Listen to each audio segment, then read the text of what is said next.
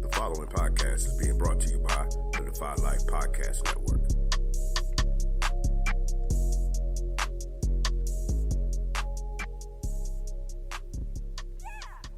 Maybe we can still heal you. Why? So you can just lock me up? No. Just bury me in the ocean with my ancestors that jumped from the ships. Because they knew death was better than bondage. Oh, you think darkness is your ally? You merely adopted the dark. I was born in it, molded by it.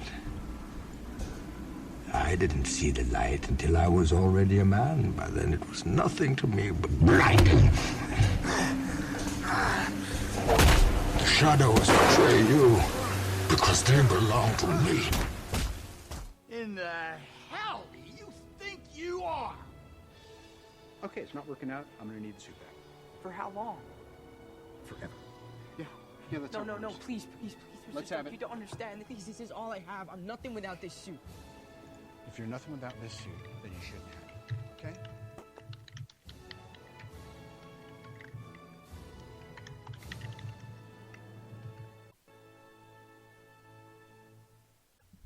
So JD, the Pro Wrestling Showdown is back, and what better way to start it off than after two big shows, yet two very different shows.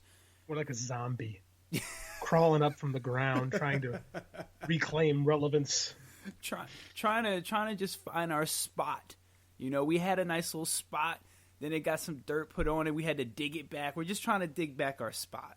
It's like Godfather 3. Like, I thought I was out, and regular Scott drags me back kicking and screaming, and I can't say no.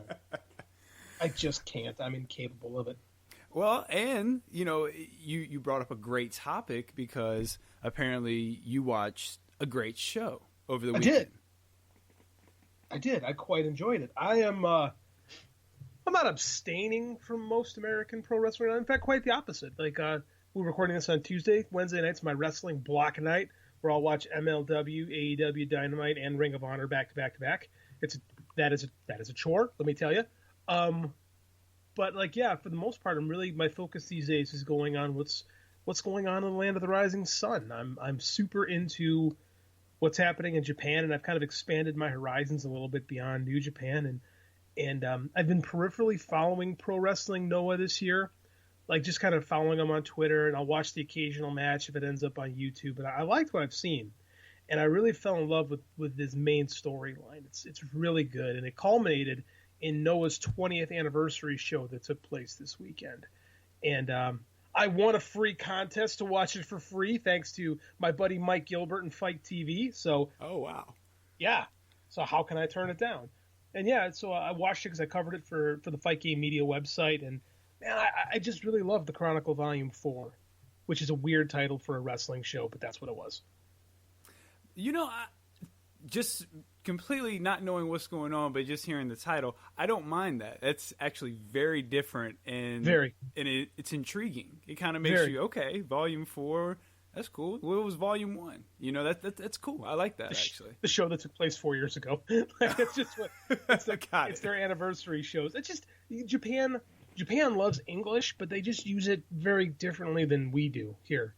You know, it's kind of, I don't know if you remember this, but in like the 2000s and the aughts, people were getting all kinds of Japanese language tattoos on their body and not really knowing what it meant. It's similar to that. Like we both have this cultural fascination with each other, you know. But like I said, man, I love the show, and I will give you my breakdown of it later. What did you watch this weekend that you enjoyed? So this weekend, I got to tune into Survivor Series, the show that, in the grand scheme of things, amounts to nothing. But I mean, it is what it is. In the grand scheme of things, it amounts to nothing. But you know, as I've compared it to, I love a good all-star game. So to me, this is just kind of an all-star game, and I really think a few of the matches really took this show to another level, to a great level. I think 3 matches in particular really elevated this show. A couple matches had the opportunity to really knock this show and put it down, to where it's something that you could really miss and you're not missing anything. But I think these three matches, the tag team match, the women's match, and the main event, I think those three matches were just knocked out of the park, all in very different ways, different stories being told, but they all had a story. And now I'm going to go ahead and tell you, there were no stakes quite as high as your main event. I can go ahead and tell you that just based off what I've seen from what you said and other people have said about the event. But this main event was a little bit was on a different level. It wasn't quite as personal yet, but this was almost this was a pissing contest. Who's the better man? Who's the better champ? So this one had a different feel, but the stakes definitely weren't as high as your show. So that's something that Survivor Series will definitely be working behind the 8 ball as far as comparing to that show on the Noah side.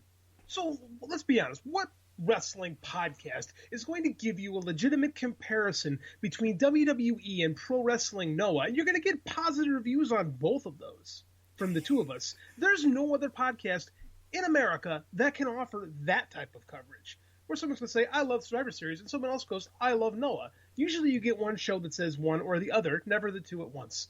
So take that, everyone else. There you go. How's that for unique? There you go. So I guess without further ado, let's go ahead and jump into things. I'm regular Scott. That's JD. This is the Pro Wrestling Showdown, PWS. We are back. We have risen from the dead like The Undertaker, except we are not alone, and there are not a bunch of screens around us and smoke. People care. It seems like, we're going to die like 5 times and be brought back 5 times. We can have 5 retirement ceremonies. Because it sure seems like every time I put on Twitter, there's somebody honoring The Undertaker for retiring. And I mean, it's been like that for the last 3 years. Yeah, it has. It's gotten to the point where it's like, all right, dude. Like, what are we really... Like, the last ride should have been the last ride. Like, what are we doing? What are we still doing right now? Wasn't the Roman Reigns thing supposed to be the last ride? It was. And I get Undertaker being like, I can't go out like that. Just, me personally, I can't go out. So I get that. But hasn't he had worse matches since coming back? Yeah, like, the Goldberg match. Yeah. And then there was the DX match. Yeah, like yes. It's not like he's done better than that. I mean, he had the one with AJ where they got to use, like, fortunately for him, actually, a lot of smoke and mirrors. I'm not, regardless of the company, I'm not a big fan of the cinematic matches. Yeah, I don't like the wrestling matches. I think they're fight scenes in movies, which I have no problem with. It's just not wrestling. So I think maybe this was probably better for him and his pride to go out on. So I could see that. And he did have one really good tag match when he came back. He tagged with Roman versus, I think, Drew and Dolph Ziggler, or Drew and Shane. That happened? Or Drew and Shane McMahon. There was a tag match at like Backlash or something. Undertaker came back and he looked really good because obviously he didn't have to do much. Roman sold. He gave him the hot tag and he just went wild. And he looked good doing that. So, but yeah, he's had 2 clunkers as well. Yeah, I mean, but he's 55. It's right. What do you expect? Right. Like, it's funny you say that. I'll touch on this when we get to the Noah stuff too. But I mean, like, I don't have expectations for dudes in their 50s. Like people are like, oh man, Jericho's still got it. It's like, no, he doesn't. He's no Dustin Rhodes. No, Dustin. Okay, that's a freak of nature right there. Dustin can still go. That guy's better than he's ever been, and he's always been underratedly good. It's a shame that Dustin, in his athletic peak, was going through so much personal problems. Like his weight was high, he was on some drugs, and I think we really missed out on what he could have been at his peak because he should have been a main eventer. He was that damn good, like charisma-wise too. I mean, the problem is he's not Dusty, Mm-hmm.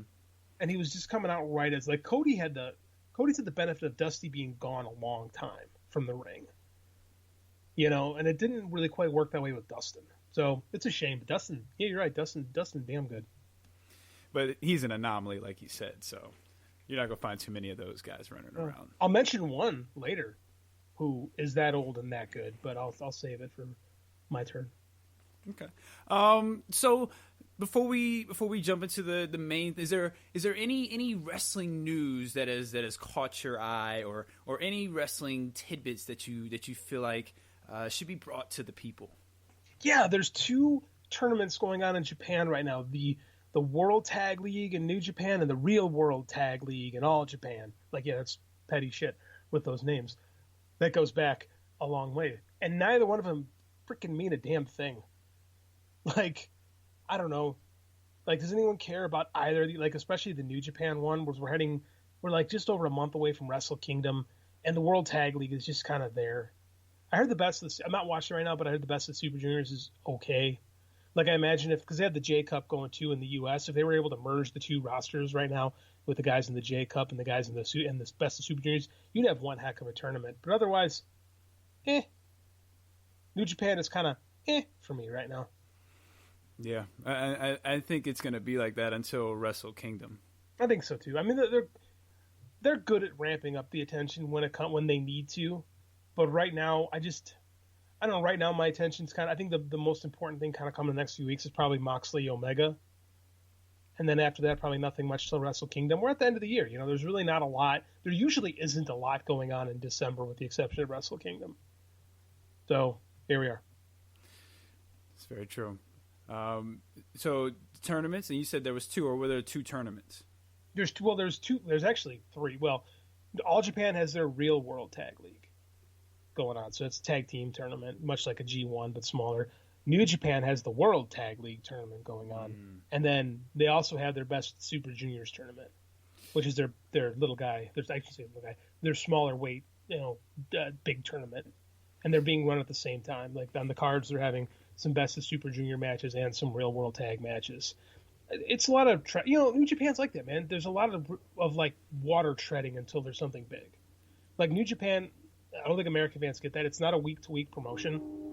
Like, they have these big, spectacular matches because, like, they hold off the rest of the year. You know, you'll get 4 or 5 big events, and then the rest of the year it's just these tags. And that's kind of what we're at right now. You know, while we're talking about New Japan a little bit, I've seen a little bit of a rumor, well, not a rumor, but more of a theory on the internet that Kenta could be the one behind the Moxley attacks. Okay, it's funny you should mention that. Moxley's supposed to sign the contract. They were doing a WWE style contract signing last week with Moxley and Omega. Moxley never made it to the ring. Like, Moxley never, like, he cuts a fantastic promo earlier in the show where he drops the bomb that him and his wife are having a kid. Congratulations. Pretty cool stuff. Yep. Congratulations to John Moxley. And Renee Paquette. Excuse me, I almost caught myself. Then he never makes it to the ring. They do the big, I don't know if you've had a chance to watch Kenny Omega's new entrance yet, but it's pretty great. I've heard different things on both sides. I've heard some people be like, "Oh, here we go, this is it," and some people are like, "What does this mean?" Like it's over. It's supposed to be over the top. Yeah. Like the Kenny Omega character is supposed to be over the top and extremely, silly. Like it always has been. People are like, "I want him to become a serious competitor." It's like that's never been Kenny Omega. Like I don't know what people are looking for. Do you think someone who's never watched him in New Japan is going to be able to pick up on that, or do you think they're just going to be like, "What is that?" People who watched him in New Japan, it was the same thing. Okay, he just did that. Like it wasn't like there was an explanation for it. He just does it. Mm-hmm. Like, and I hear that all the time. It's like, well, I started watching wrestling in 1992, right? And I watched an episode of Superstars. It was just a bunch of squatches. And then a month later, I watched my first episode of WCW Saturday Night. There were feuds going on. There were characters that were already established, and you just kind of jump in. It's like comics. Like for the most part, if you read comics, you jump in the middle of Act 2. Like comics is in a constant state of Act 2, right? And if you want to know, you go back and find out. Mm-hmm. Like, and even with Kenny Omega, people are like, what does this mean? It means he's an arrogant dick. That's what it means. Like he's comparing himself to Michael Jordan in his entrance. Okay. Like it's not. People are like. It's like, I hear this from Wade Keller. I don't understand. Is he supposed to be a heel? Yes, he's supposed to be a heel. Like, he just called John Moxley a pussy for not making it to the contract signing after he got bashed in the face. Like, I don't understand. Like, I think Kenny is a polarizing figure. He's one of the most polarizing figures in pro wrestling. You either love Kenny Omega or you hate Kenny Omega. There's no in between. Very much like a Roman Reigns. Like, as far as just creating an emotional reaction from people. Not a lot of middle ground. Like, you're going to have good matches from Kenny. He's not going to cut great promos because he spent the majority of his career in Japan, where Americans cutting promos isn't really a thing. And like, you know, he's going to tell you that he's the best wrestler in the world. He's going to be kind of weird, and he's going to go out there and have a match, and you're going to go, God damn, he's really good, but he's kind of weird. He's corny. He's incredibly corny. He's corny. While he was, I think he'd be the first person to tell you that he's corny. Like, he sent me those quotes for the story I wrote a couple weeks ago. They were corny. Like, and that's fine. You know, it's fine. That's him. That's him. That's Kenny. Fine. Like, this is also the dude that when he was the IWGP champion, when he was selling out arenas in Japan, like, dressed up as Princess Jasmine for a match, just because he could. That's Kenny. Like, that's just the dude. You know. Well, I hope he doesn't do that on AEW TV. I don't think they will. He does do some dress up stuff. Like, he did the Street Fighter thing. Like, that's okay. It was Halloween. They did it for Halloween. Yeah, you can't be Princess Jasmine though. Right, while you're the IWGP champion. But he did it, and he was selling out arenas. That's wild.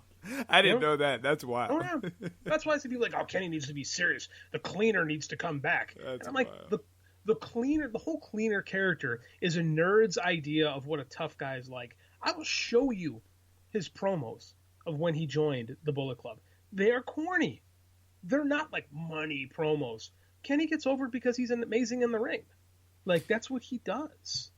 Like, I mean, not everybody needs to be like the same. He ain't John Moxley. John Moxley will talk you into the building. He's just different. Yeah, he is different. So, with that being said, do you think there is anything to the Kenta attacks? Oh yeah, God, that was a way. How did I get there? I don't know. I think so, to be honest with you, because like I was looking at the math. If you're going to go into Japan right now, you have to quarantine for 14 days, right, when you fly into the country. If John Moxley drops the belt on the 2nd, he has plenty of time to quarantine in Japan for 2 weeks and then work Wrestle Kingdom against Kenta and then come back and you have to do another quarantine. So if they write him off of AEW TV for a month, which makes sense to me because they seem to have done that with the Revival, having lost the tag belts, they've kind of kept them off TV, which I think is smart to do.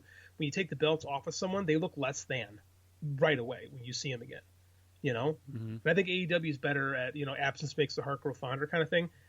So I think that it would be better for pro wrestling if suddenly Kenta showed up in AEW, and then we did get a little bit of that forbidden door opening up again. If anything, just to get the U.S. title off of John Moxley.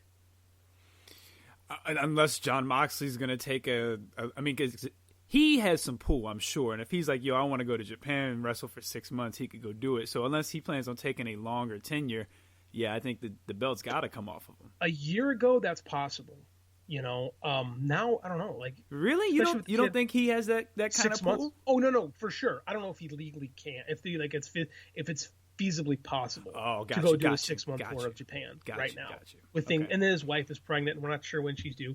That being said, I could see them kind of winding down on him for a little while they do this. You know, it makes sense, and he's kind of carried that company on his back during the midst of this pandemic, and it makes sense to me to put it on Kenny for a little while, and then you have a hot rematch, like your best of 3 coming back whenever Moxley's ready. So and I think Moxley's primed. I mean, you got to have Moxley challenge for the IWGP title at some point too, as well. I mean, you have to, right? Yeah, the IWGP title's in a weird spot. Like I said, all the New Japan booking right now is just very bizarre. Like, again, usually you trust in Gato, but I mean... In Gato we trust. In Gato we trust. This year's been weird. The whole Evil Elevation and, you know, it's been a lot of distraction finishes and a lot of outside interference. Like, it's been very, very non-New Japan-like this year. It's been very... it's always been the most westernized promotion, but this year it's been kind of over the top. So I'm hoping we can get back to some basics a little bit in 2021. We'll see what happens. John Moxley coming in as your gaijin on big tours for a while. It'd be nice. And like I said, it gives AEW a chance to cycle him off, cycle some guys up, and when he comes back, he's big. You know, I think that's something that WWE doesn't do enough to their advantage. As you know, when guys are hot, sometimes the best thing to do is cycle them off. And he comes like, how can we miss you if you never go away? Yeah, that's one thing that I do wish would happen more, because I agree with you 100%. It'd be great. Like, it's the best thing in the world that Seth Rollins is about to have a kid, because he's going to be off TV for at least 4 months. At least, yeah. You know, and that's great for his character. And you're absolutely right. Like, imagine if these guys who are on top, and like if Drew, whenever he does lose the title, goes away for 4 months. Like Randy Orton should go away for a few months. He's had a great run. He should go away for a few months. Absolutely, because I think it does diminish them when they lose the title and they have to come out and like kind of start over. Yeah, it makes you seem less than, you know. Like, and I'm glad Revival isn't on AEW TV right now. Like, let us kind of forget about him and then bring him back and start over. Like, there's nothing wrong. Like, that's what they did in the territory days, man. They would do Loser Leaves Town for 90 days. You know, just so that guy could go away and get fresh a little bit. Now, I hope they're able to do that. I think you'd see more of that if we weren't, you know, in the grips of an international pandemic. But I wish WWE would just do that in general. Like, I think that's just, and it makes you have to elevate people. But I think that's why they do the Raw SmackDown thing. I think in Vince McMahon's mind, that's what he thinks he's doing. Like, I don't think he realizes that there is no difference between Raw and SmackDown. Like, there really isn't. It's the same product, looks the same, feels the same, smells the same. He thinks by shuffling guys between products, it livens it up. But I mean, like, do you ever notice he takes a crop of guys from the one show, moves them to the other show, and flips them, so the shows feel the same? You know, like there's like it doesn't make sense. Like even when like Finn Balor went to NXT, it felt different. Now that felt a little different. You know, that was like, okay, what are we working with? Yeah. What are we working with now? That's a little bit different. And that's how it used to feel when an NXT guy or girl would get called up. Yeah. You know, it would be like, oh, this is a whole new world for them. Like, so, and there's you don't have that feeling anymore. So yeah, that's one thing I really like what AEW does with their champions and when they lose and just people in general. What they should do is when things open up, again, we're in a tough spot right now, so I'm not going to fault anybody for not being able to find ways to keep things fresh because it's weird. But they've got these working relationships with like NXT UK and WXW and in Germany. Some guys are a little cold. Send them there for a little while. Let them work in front of different audiences. You know, it's just going to help those other companies, you know, sell more tickets. And I'm sure they wouldn't mind. Hey, Cesaro, you can go live in Germany for 5 months. Oh, okay. You know? Yeah, definitely. I agree. You know, I think it would just help the products feel a little bit better. You know, it's like when AEW sends guys to work the indies. It immediately elevates that indie. You know? Like, hey, maybe Brian Cage is on Dynamite every week. You can see him at Warrior Wrestling in Chicago. Oh, I know that guy. You know, that's the theory behind it. So I'd like to see more of that stuff even as we get into next year. Hopefully things we can find a way back to normal this year. I don't know. We'll see what happens. Yeah, it seems like a few of the companies are hoping to have fans back this year. I think, well, not fans, but full arenas and close to full arenas of fans. And I think that's asking a lot. Yeah, maybe by the end of the year. Maybe by the end of 2021, we can get back to that. You know, I mean, these vaccine stuff seems positive, but it's going to take months for that stuff to, you know, get implemented and like life to kind of get back to that spot. Mm-hmm. You know, but when it does, like I said, it's going to be better for wrestling. You know?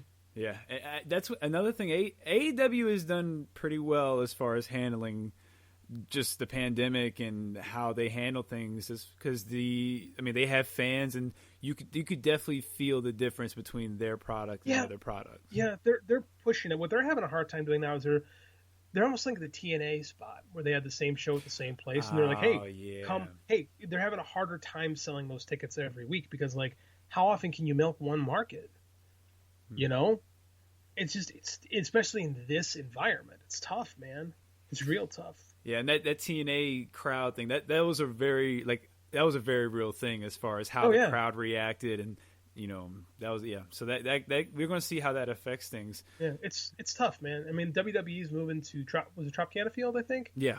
Yeah, that's good. That's a good move for them. I think they'll be able. It's an open arena stadium, or an open door stadium. I think they'll be able to start getting some people back into the building. Like, I don't love the Thunderdome look, but I think the Capitol Wrestling Center thing looks kind of cool in NXT. Like, I think that gives a little bit more of a feeling to it. I don't love it. I prefer AEW because it's a little bit more true wrestling to me. But I think the NXT version looks and feels a little bit more lively, whereas WWE stuff, you know, is kind of it's programmed. It's video screens and sound effects. You know. Yeah, the WWE main roster Thunderdome is definitely more so for appearance. And the NXT one definitely gives you more of a real crowd feel, like that. Them being able to smack the glass and have actual people chanting. Yeah, there's definitely a more organic feel to that. I agree. to be fair, Thunderdome is the Thunderdome look is much better than what they had going when they were in the PC earlier this year. Oh yes. So I mean, yeah. because it took them forever to really. I mean, I think everybody had done empty arena wrestling better than WWE had. Like at first, they really struggled, and like they didn't. Now that they're in the Thunderdome, it's better, but it's still, yeah, it's better. I'll give them credit. They're doing a lot better with that. But like it took them forever to figure it out. Yeah, they were definitely the last to catch on the train. Okay, so that's Japan, that's WWE. We hit a little AEW. Are we missing anything before we get to our main event? Big comeback in Ring of Honor last night. Ring of Honor. We can touch on Ring of Honor a little bit. Pure Tournament is wrapped up. We've got some new feuds starting to move along. We've got the All Champions defending pay-per-view coming up, Final Battle. How's Ring of Honor looking to you? I really like the product right now, man. Like, they are doing empty arena wrestling the best, in my opinion. Like, the pure matches do work better with the silent environment. The brawl they had a few weeks ago with Matt Taven and Vincent didn't work as well. I warned you about that. Yeah, you did. It didn't work. But their matches, when they're just doing matches, it's got a good feeling to it. You know, so I'm liking Ring of Honor right now. I love their promo style. Man, is it good! Like Shane Taylor just sold me on why he should be the next world champion on their last edition of Ring of Honor Wrestling. Like they're not cutting promos; they're doing these like almost like HBO Sports sit down style interviews, where like you're connecting with the person, not a character. Or at least they're convincing me they're connecting with the person and not a character. And it's different than anything else being done in wrestling right now, and I really like it. And of course, big news being Mike Bennett back in Ring of Honor came out and saved Matt Taven. So the second Kingdom back together. Kingdom's evolved quite a few times over the years. Well, hopefully they're going to be in the tag division because that tag division could use a little boost. So yeah, for sure. Well, Ring of Honor had a bad 2019, and they were off most of 2020, and they've been doing good work in their comeback. So I agree with you. They need to address their tag division. I saw a tag team last week on Ring of Honor that I had not watched before that I think you would really like. It's called SOS. Okay. And I forget what it stands for, but it's two big old, African American dudes with dreadlocks who look like they just he could beat the shit out of you. Huh. Like who'd they face? The Briscoes. Wow. Oh, Shane Taylor's crew. Yeah, Shane Taylor's crew, exactly. Okay. And I've never watched them work before. They lost to the Briscoes, but apparently they got a feud going on with them, so I'll cut them some slack on that one because I was really hoping that they would beat the Briscoes, especially with Jay Briscoe working with EC3 now. But anyways, I really liked what I saw from them. Like, man, these guys got something. Like, it's unique looking, it's different. Like, they're big burly dudes. We don't have enough big burly dudes in wrestling anymore. I was really a fan of it. I highly recommend when you check out last week's Ring of Honor TV and check them out, man. It was good. It's good.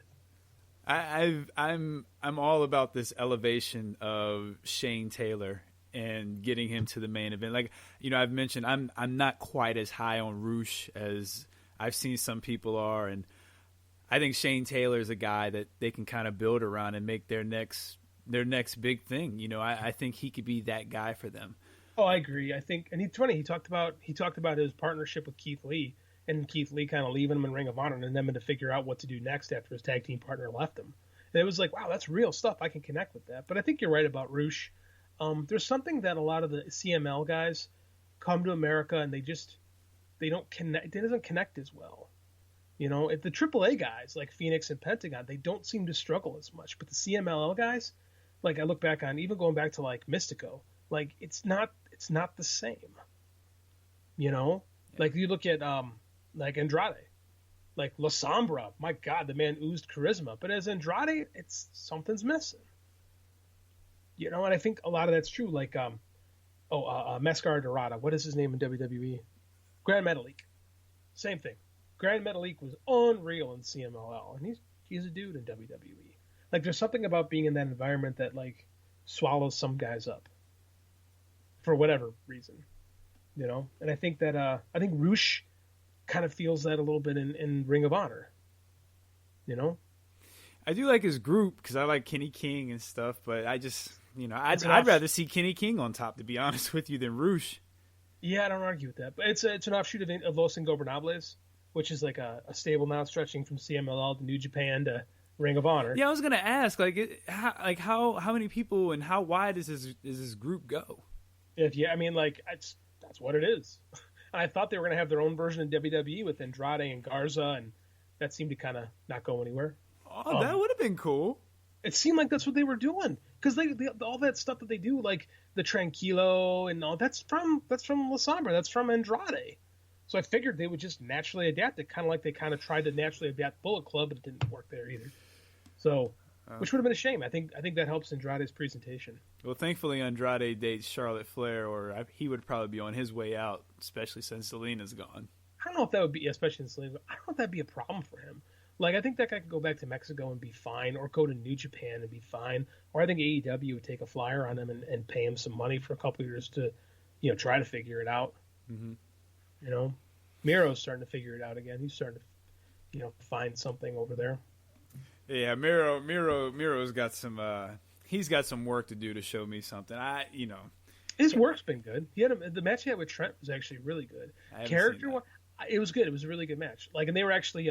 He was Trent's young boy in Florida Championship Wrestling, so they incorporated that into the feud. It was really good. It was quite entertaining, and man, he looked great in the match. Character wise, I don't get it, but it's what he wants to do. And part of me is like, well, if Rusev just wants to be a mid-carder, there's a lot of value in a big, powerful mid-carder with a ton of personality. I agree with that. Part of me is like, do you want to be a main event talent? And I guess if he doesn't, that's all right. That's okay. There's value. Yeah, he's probably just like, I'm just here to get my money. His work, like I said, the work has been good. He says the right stuff on interviews and stuff like that. Like just outside, like he seems to really be. Like you watched like Booker T back in TNA, and you knew that dude was cashing a check. Yeah. Like I don't get that feeling, and I thought that Miro would be like that. And I don't get that feeling. Listen to him, like you listen to him, and he sounds passionate, and he's passionate about what he's doing. Just what he's doing, I don't care for it all that much. Like the work, I care for. I like him in the ring, but like. I don't know, man. The video game character, like he's trying to build something. I just don't know if it's going to work. Well, we will see. Yeah, we're going to take a quick commercial break, and then when we come back, JD is going to try to convince you, the listener, and myself that Noah is the show to watch, and I am going to try to convince JD and you, the listener, that Survivor Series was the show to watch. We'll be right back.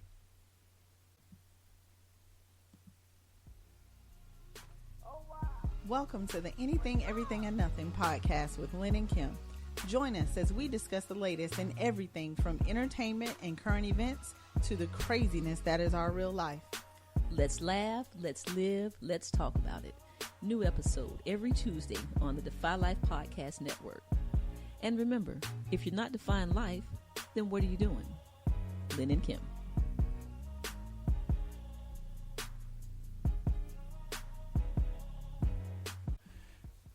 And we are back. Make sure you are checking out the First Ladies of Defy Life, Lynn and Kim, the Anything, Everything, Nothing podcast.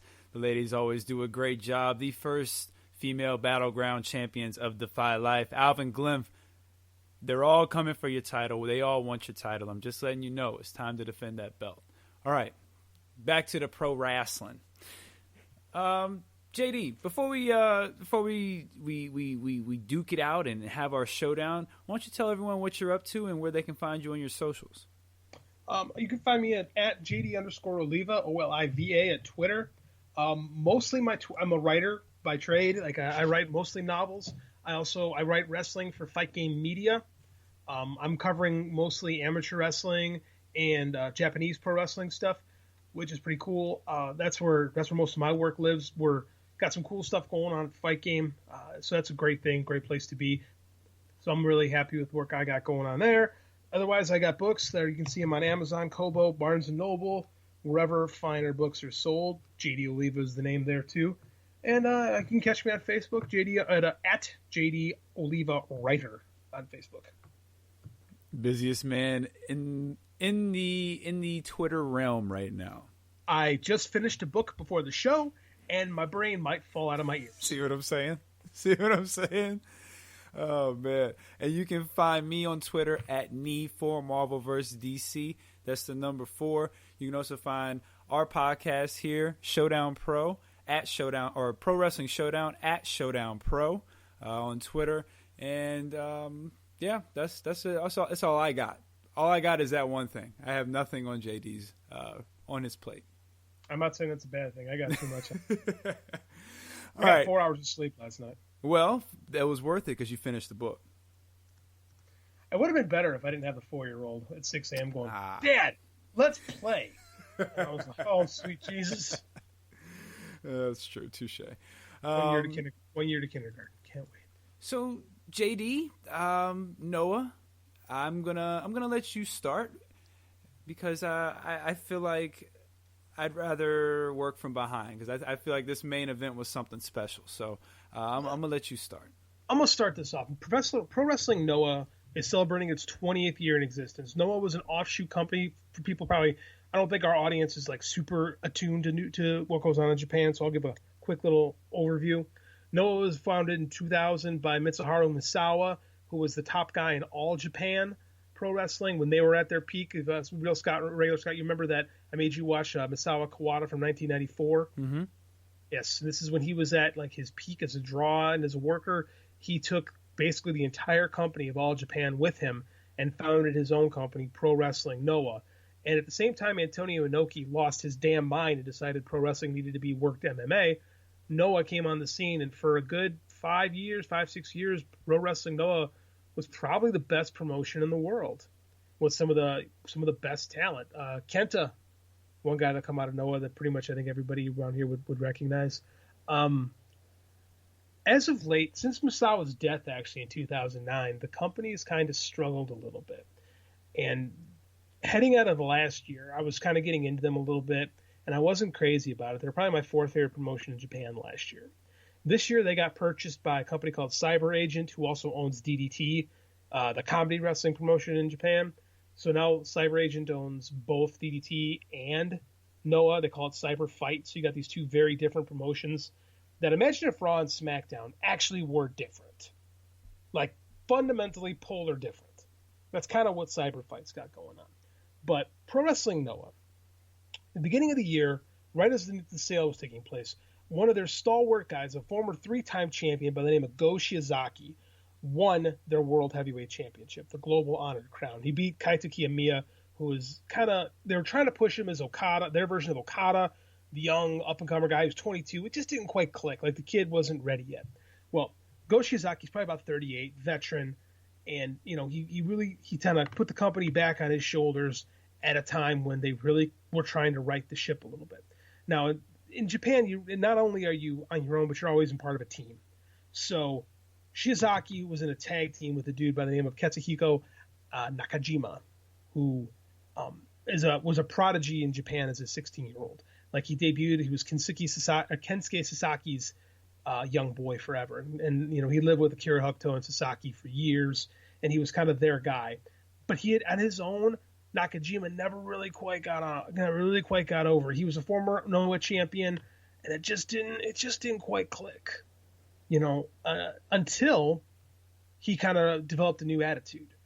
Nakajima grew the hair long. He's got this like real shitty looking mustache and a bad attitude, and he's a complete and total bastard. Like, imagine Pac, but instead of being mean, just with a shit-eating grin all the time, right?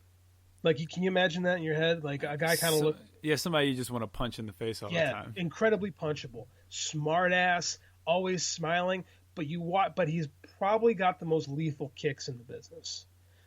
Nakajima's kicks are unreal. And as Axis, these guys were a great tag team. Axis, of course, you know, Japanese, capital A, capital X, capital I, capital Z. Axis. Because Japan. So Japan. These guys were 3-time tag team champs.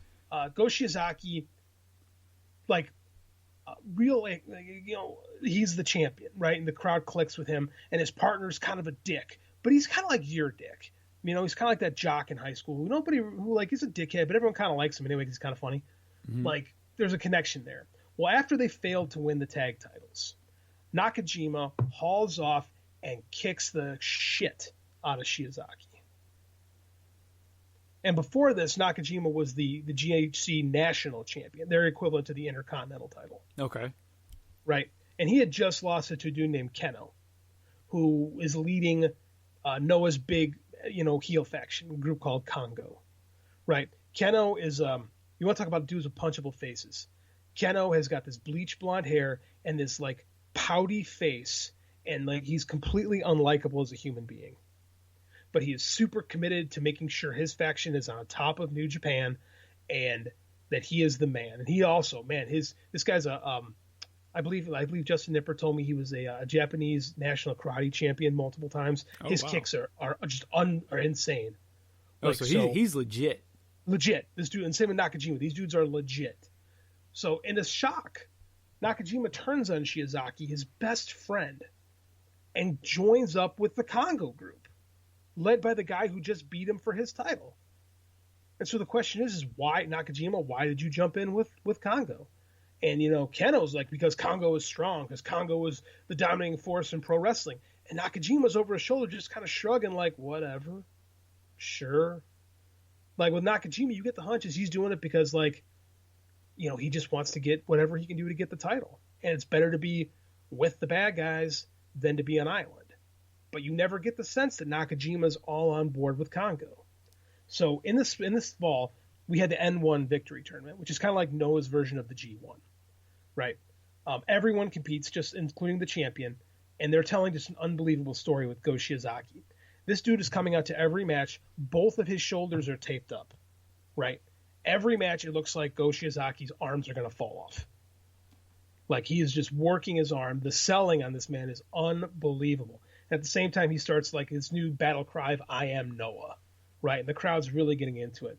And, the final four is Shiozaki, Kaito Kiyomiya, who is the former champion, and Nakajima on the other side. Nakajima gets to the finals, and Kaito Kiyomiya avenges his loss to Shiozaki, beats the champ, the guy who beat him earlier in the year. So the final match is going to be final match is going to be Nakajima versus Kiyomiya. So either way, you've got a big main event. You've either got this big rematch for the title, or you've got this story with the best friends who now hate each other. Phenomenal match. Kiyomiya loses to Nakajima, and now we've got the big stage set of these two best friends who are just ready to kill each other. And their press conferences are unreal. It is just Nakajima chiding him and riding his ass. And Go Shiozaki is trying to be, like your Japanese stoic champion, because stoicism is real big in Noah because of Misawa. And like Nakajima's just riding him. Right. And then it gets ugly, and we finally get to the championship match. And these two guys come out, and you just feel it. Like the crowd is feeling it. It's just a clap crowd at the Budokan. But I mean, they're cheering. The bell rings, and they just stare at each other for 2 minutes. 2 minutes of just staring at each other. And they finally just open up. And the story of the match is just awesome. Nakajima is literally kicking the crap out of Shiozaki. And Shiozaki, one of his best moves is big lariat, and then he does a nice little like a modified suplex finisher, and it's all done with the right arm, and Nakajima is just kicking the right arm over and over and over again.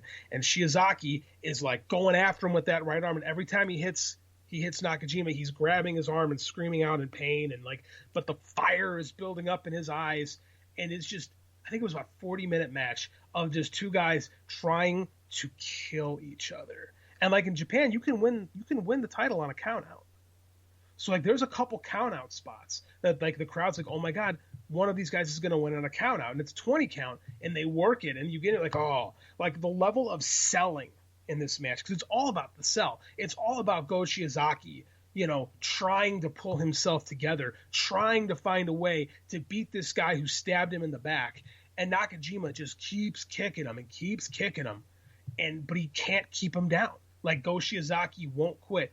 And at the end, he takes his head off with a lariat, hits a moonsault, picks him up, hits another big lariat, screams, grabs his arm, covers him. 1, 2, 3. And you're just like, holy jeez. Like, this is literally probably, like, for me, I like a good match. I love a good work match. But to get into wrestling, I need that. I'm a writer. I need that story that I can sink my teeth into. And I think that's been my big problem with New Japan this year, is I haven't felt like this is a very similar story to the Evil story, but Nakajima's just on another level as far as being a villain, right? And they're not doing silly dick kick stuff, and like there's not a bunch of like goofy interference. It's just him being a badass, right? And Shiozaki is just like this lion-hearted champion out there, you know, and like he just got it. Like the last thing of the crowd, he looks at the crowd and screams, "We are Noah!" And because they can't cheer in Japan, they're all wearing masks. They have to clap, but they're clapping with everything they have. Like it was just, man, I sat there in my living room like this might be my match. It's a 5. I'm not a match rating guy, but if I were to give match ratings, I would definitely give this 5 stars. Might be my match of the year. I haven't decided yet, but I liked it that much. Wow. Like it was just like it was the work was unreal. The work was fantastic, but I come to expect that with those guys. What really put it over the top for me was the story, and it was a simple story of two best friends who hate each other because one's jealous of the other.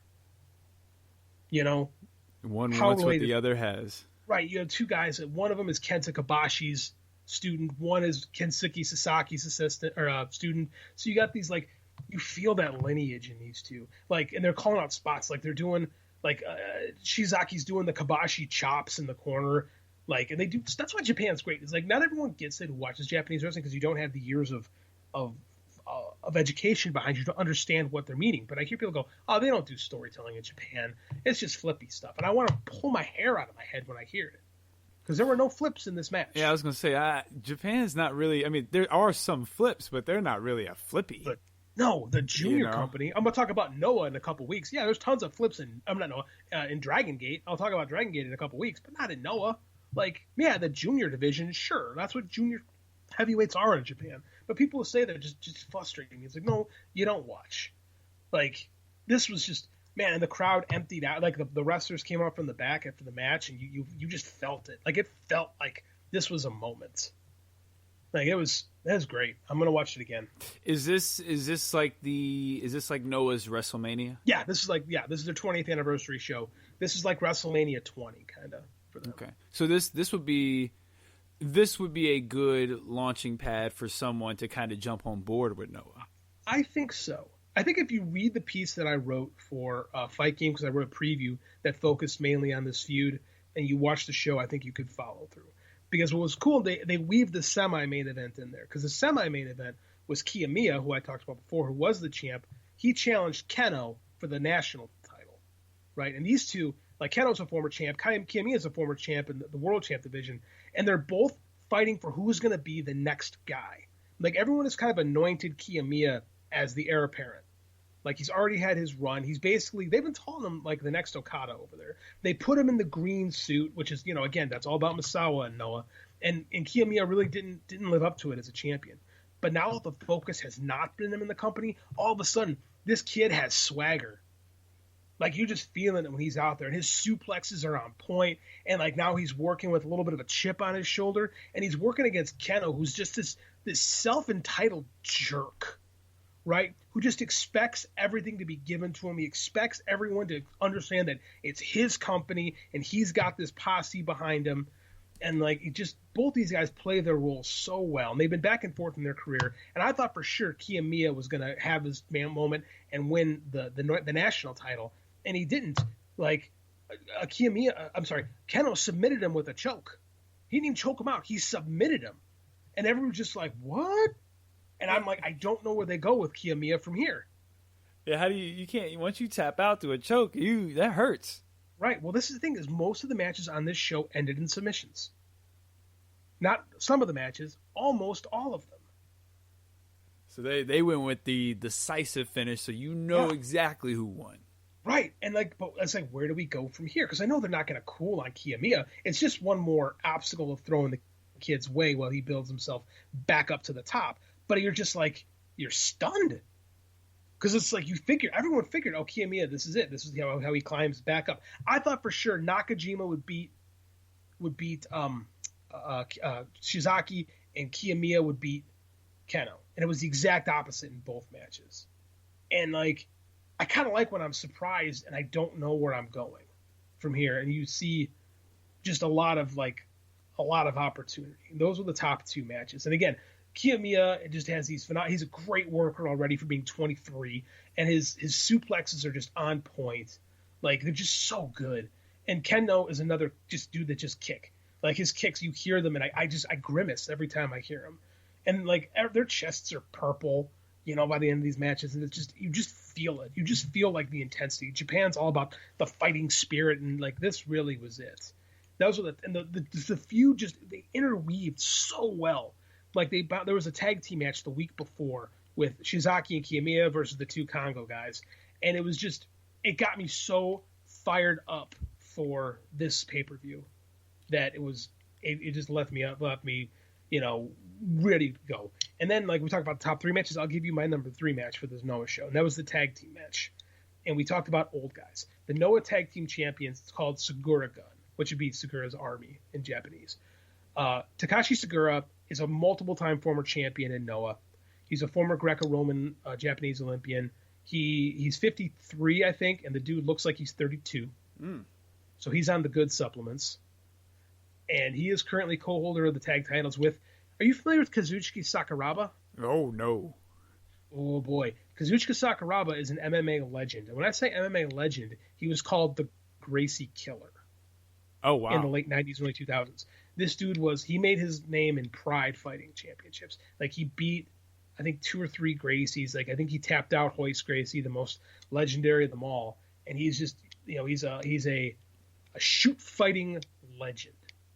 And he also is a pro wrestler, because that's just what you do in Japan. So he's back he's in Noah now working, and these guys are a tag team. And they took on, excuse me, I got some stuck in my throat. You got the Segura Gun team, Sakuraba and Segura, taking on Naomichi Marufuji, another pro wrestling Noah legend. Came up through the junior division, multiple-time GHC champ. Now he's an executive at the company. Like, the code, Chris Jericho's code breaker? He invented it. Like, Marufuji, legend in Japan. And he's teaming up with a guy named Masakatsu Funaki, a legend in Pancrase. Pancrase was a shoot fighting company in Japan in the mid-90s where a young Ken Shamrock made his name. So these dudes are all, I think, Marufuji's the youngest guy in this match, and he's 40. The other 3 dudes are in their 50s. This is an old-timers match. And to even drive that point home further, in Segura Gun's corner, in the challenger's corner is Kiji Muto, who you might know better as the Great Muta. And in the other corner is Masahiro Chono. And these were the 2 biggest stars in New Japan, 2 of the 3 biggest stars in New Japan in the 90s. So they were just busting out legends left and right in this match. And wow. It was a really good match for old guys. So I know some people didn't like it, but I mean, there's a lot of grappling. You're going to get some big bomb stuff out of Segura. And then, Sakuraba's going to do like his, worked jiu-jitsu stuff, which is, his deal, which is fine. And the match ended, to my surprise, with a modified figure 4 heel hook that Sakuraba tapped out Marufuji. And, like, again, big surprise. And then Chono comes in the ring, and Chono was this dude who was on top of the world in New Japan in 1992, and his neck got broken on an errant pile driver by a young American by the name of Steve Austin. Oh. If you are a wrestler, you know how Stone Cold Steve Austin broke his neck, right? From With Owen Hart. You've seen that footage? Have you seen that? Which footage? Say that again? When Steve Austin got his neck broken. Oh, yeah. Oh, yeah. You've seen that, right? Oh, yeah. 5 years earlier, Austin did the exact same thing to Chono. Exact same move. Same inverted pile driver. People don't talk about that enough because it didn't really make a story over here. I never heard that. 5 years earlier, and it changed Chono, because Chono went from being this, and eerie, again, Chono went from being this super work rate guy to he couldn't move very well, but he got over even more because he became like Johnny Charisma. And he kind of worked this Yakuza gimmick in New Japan that really worked for him. He was the leader of NWO Japan and then had his own team of Team 2000. And like Chono was the man. And of course, Muta is probably one of the, before the turn of the last century, the most famous Japanese wrestler working in America in the 1980s and 90s. Like the Great Muta is why I like Japanese pro wrestling. So you got these 2 dudes out there, and they do a thing in the end with some Japanese YouTube star who I'm not educated enough in Japanese pop culture to know who she is. but like just looking at Twitter, it made big news in Japan. So it was totally WWE style, so like a little WWE styled angle to get them a ton of promotion, and it worked apparently. So that was, you had this old guys legends match for the tag titles. You had the two guys who are fighting to become the next guys fighting for the national title. And then in the final, in the championship match, best friends turned bitter enemies for the world title. And of course the best match went on last because that's just the way it should be. And the undercard was rather forgetful, to be quite honest with you. I mean, like, it wasn't that great. It wasn't that bad either, but it wasn't that great. The last three matches just left me loving pro wrestling, especially that final match. Can't say enough good things about it. Well, I can definitely say that's going to be a tough act to follow. And you seem to have a very good grip on the Japanese names, which is very difficult. It's tough, and I practice. I mean, I remember when we on the show when I first was getting into All Japan, and I could not say Kento Kiyomiya, or damn it, I could not say Kento Miyahara for the life of me. Like, it can be tricky sometimes, but the more you do it, the more you watch it, the better you get with it, and the more acquainted you get with the product.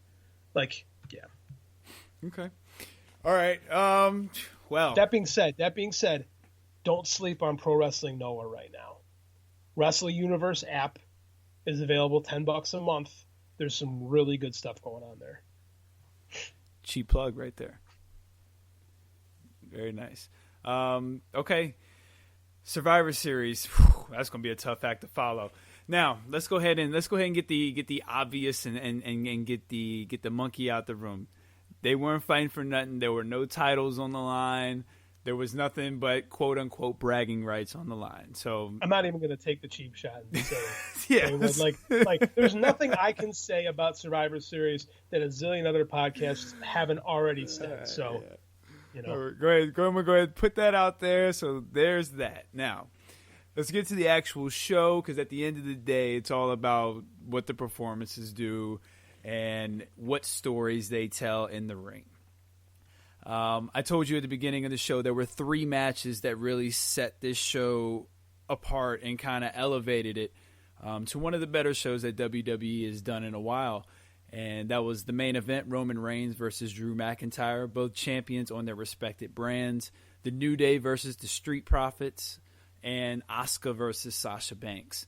Those are big matches. Like, the fact that you say nothing was on the line in those is disappointing to me, because those seem like they should be like WrestleMania matches to me.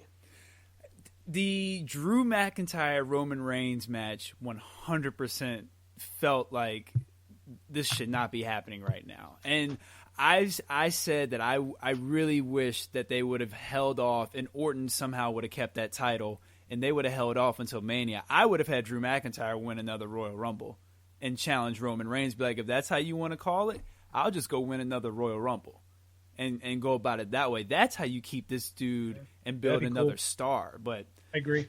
You know, obviously they had different plans, and I think Randy could have took this loss, and it wouldn't have hurt Randy Orton at all to take a loss to Roman Reigns in this spot, and Randy can still be a nice heel champion. You still got Miz out there if you ever want to get the belt off of him for a transitional title. So I don't know. I felt like there were a lot of other options than Drew McIntyre getting that belt back, because I was okay with him losing, long as it was part of a bigger story. Now it just seems like they took it off of him just to take it off of him. Yeah. Especially for a low-stakes match. Yes. Like, it's not like you have to sell pay-per-views, right? The network is the network. Yeah, it doesn't make a lot of sense. But as far as the match goes, Roman Reigns is the best he's ever been. He has a new confidence in just the way he carries himself.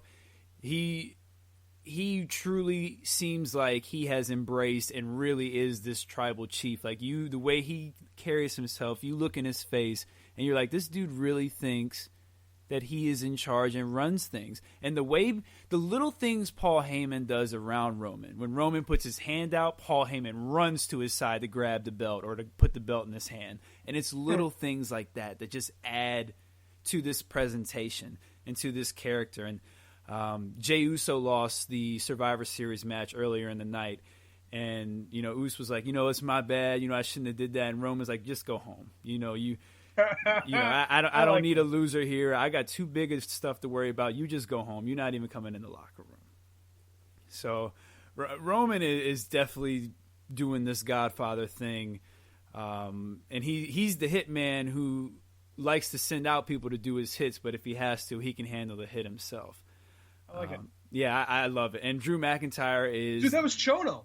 Now that you just described that was Masahiro Chono in New Japan. Like Roman. Yeah, that was exactly him. Go ahead. I see. Well, maybe he's drawing influence. No, that's cool. No, I like that. I like when you can do a character like that. Like I hate that WWE always has like the sniveling heel. Yes. Right. Yes. I like this. This is good. This is different. You know what I mean? It's different. We don't get this, and Paul Heyman makes it so you can't just go out and root for this guy because you got Paul Heyman sniffling in the background all the time. So you want to see Roman get his. And Drew McIntyre has... You've been saying this for a long time. Yep. He's a great babyface, and it's taken this great of a heel to really see, and Brock Lesnar brought it out as well, but Roman has really brought this babyface Drew McIntyre, I think, to another level with this loss. He's got great fire. He's got a great moveset. He looks great. The sword to his act is a nice touch with his heritage from his grandfather. So he's a great babyface. He's a fantastic babyface. And honestly, I hope these two don't wrestle again. I would keep them apart until next year's Survivor Series. I honestly, if you're not going to do it at Mania, then just have the rematch next year, in my opinion. Yeah, because if you can't sell out or WrestleMania this year, you might as well not give them the best match you possibly have. I agree. And I think they wasted Drew because we had that. I forgot we had that at WrestleMania 2 years ago.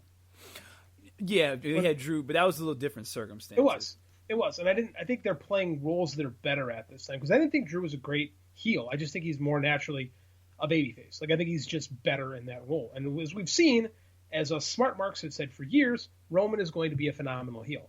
I told you so.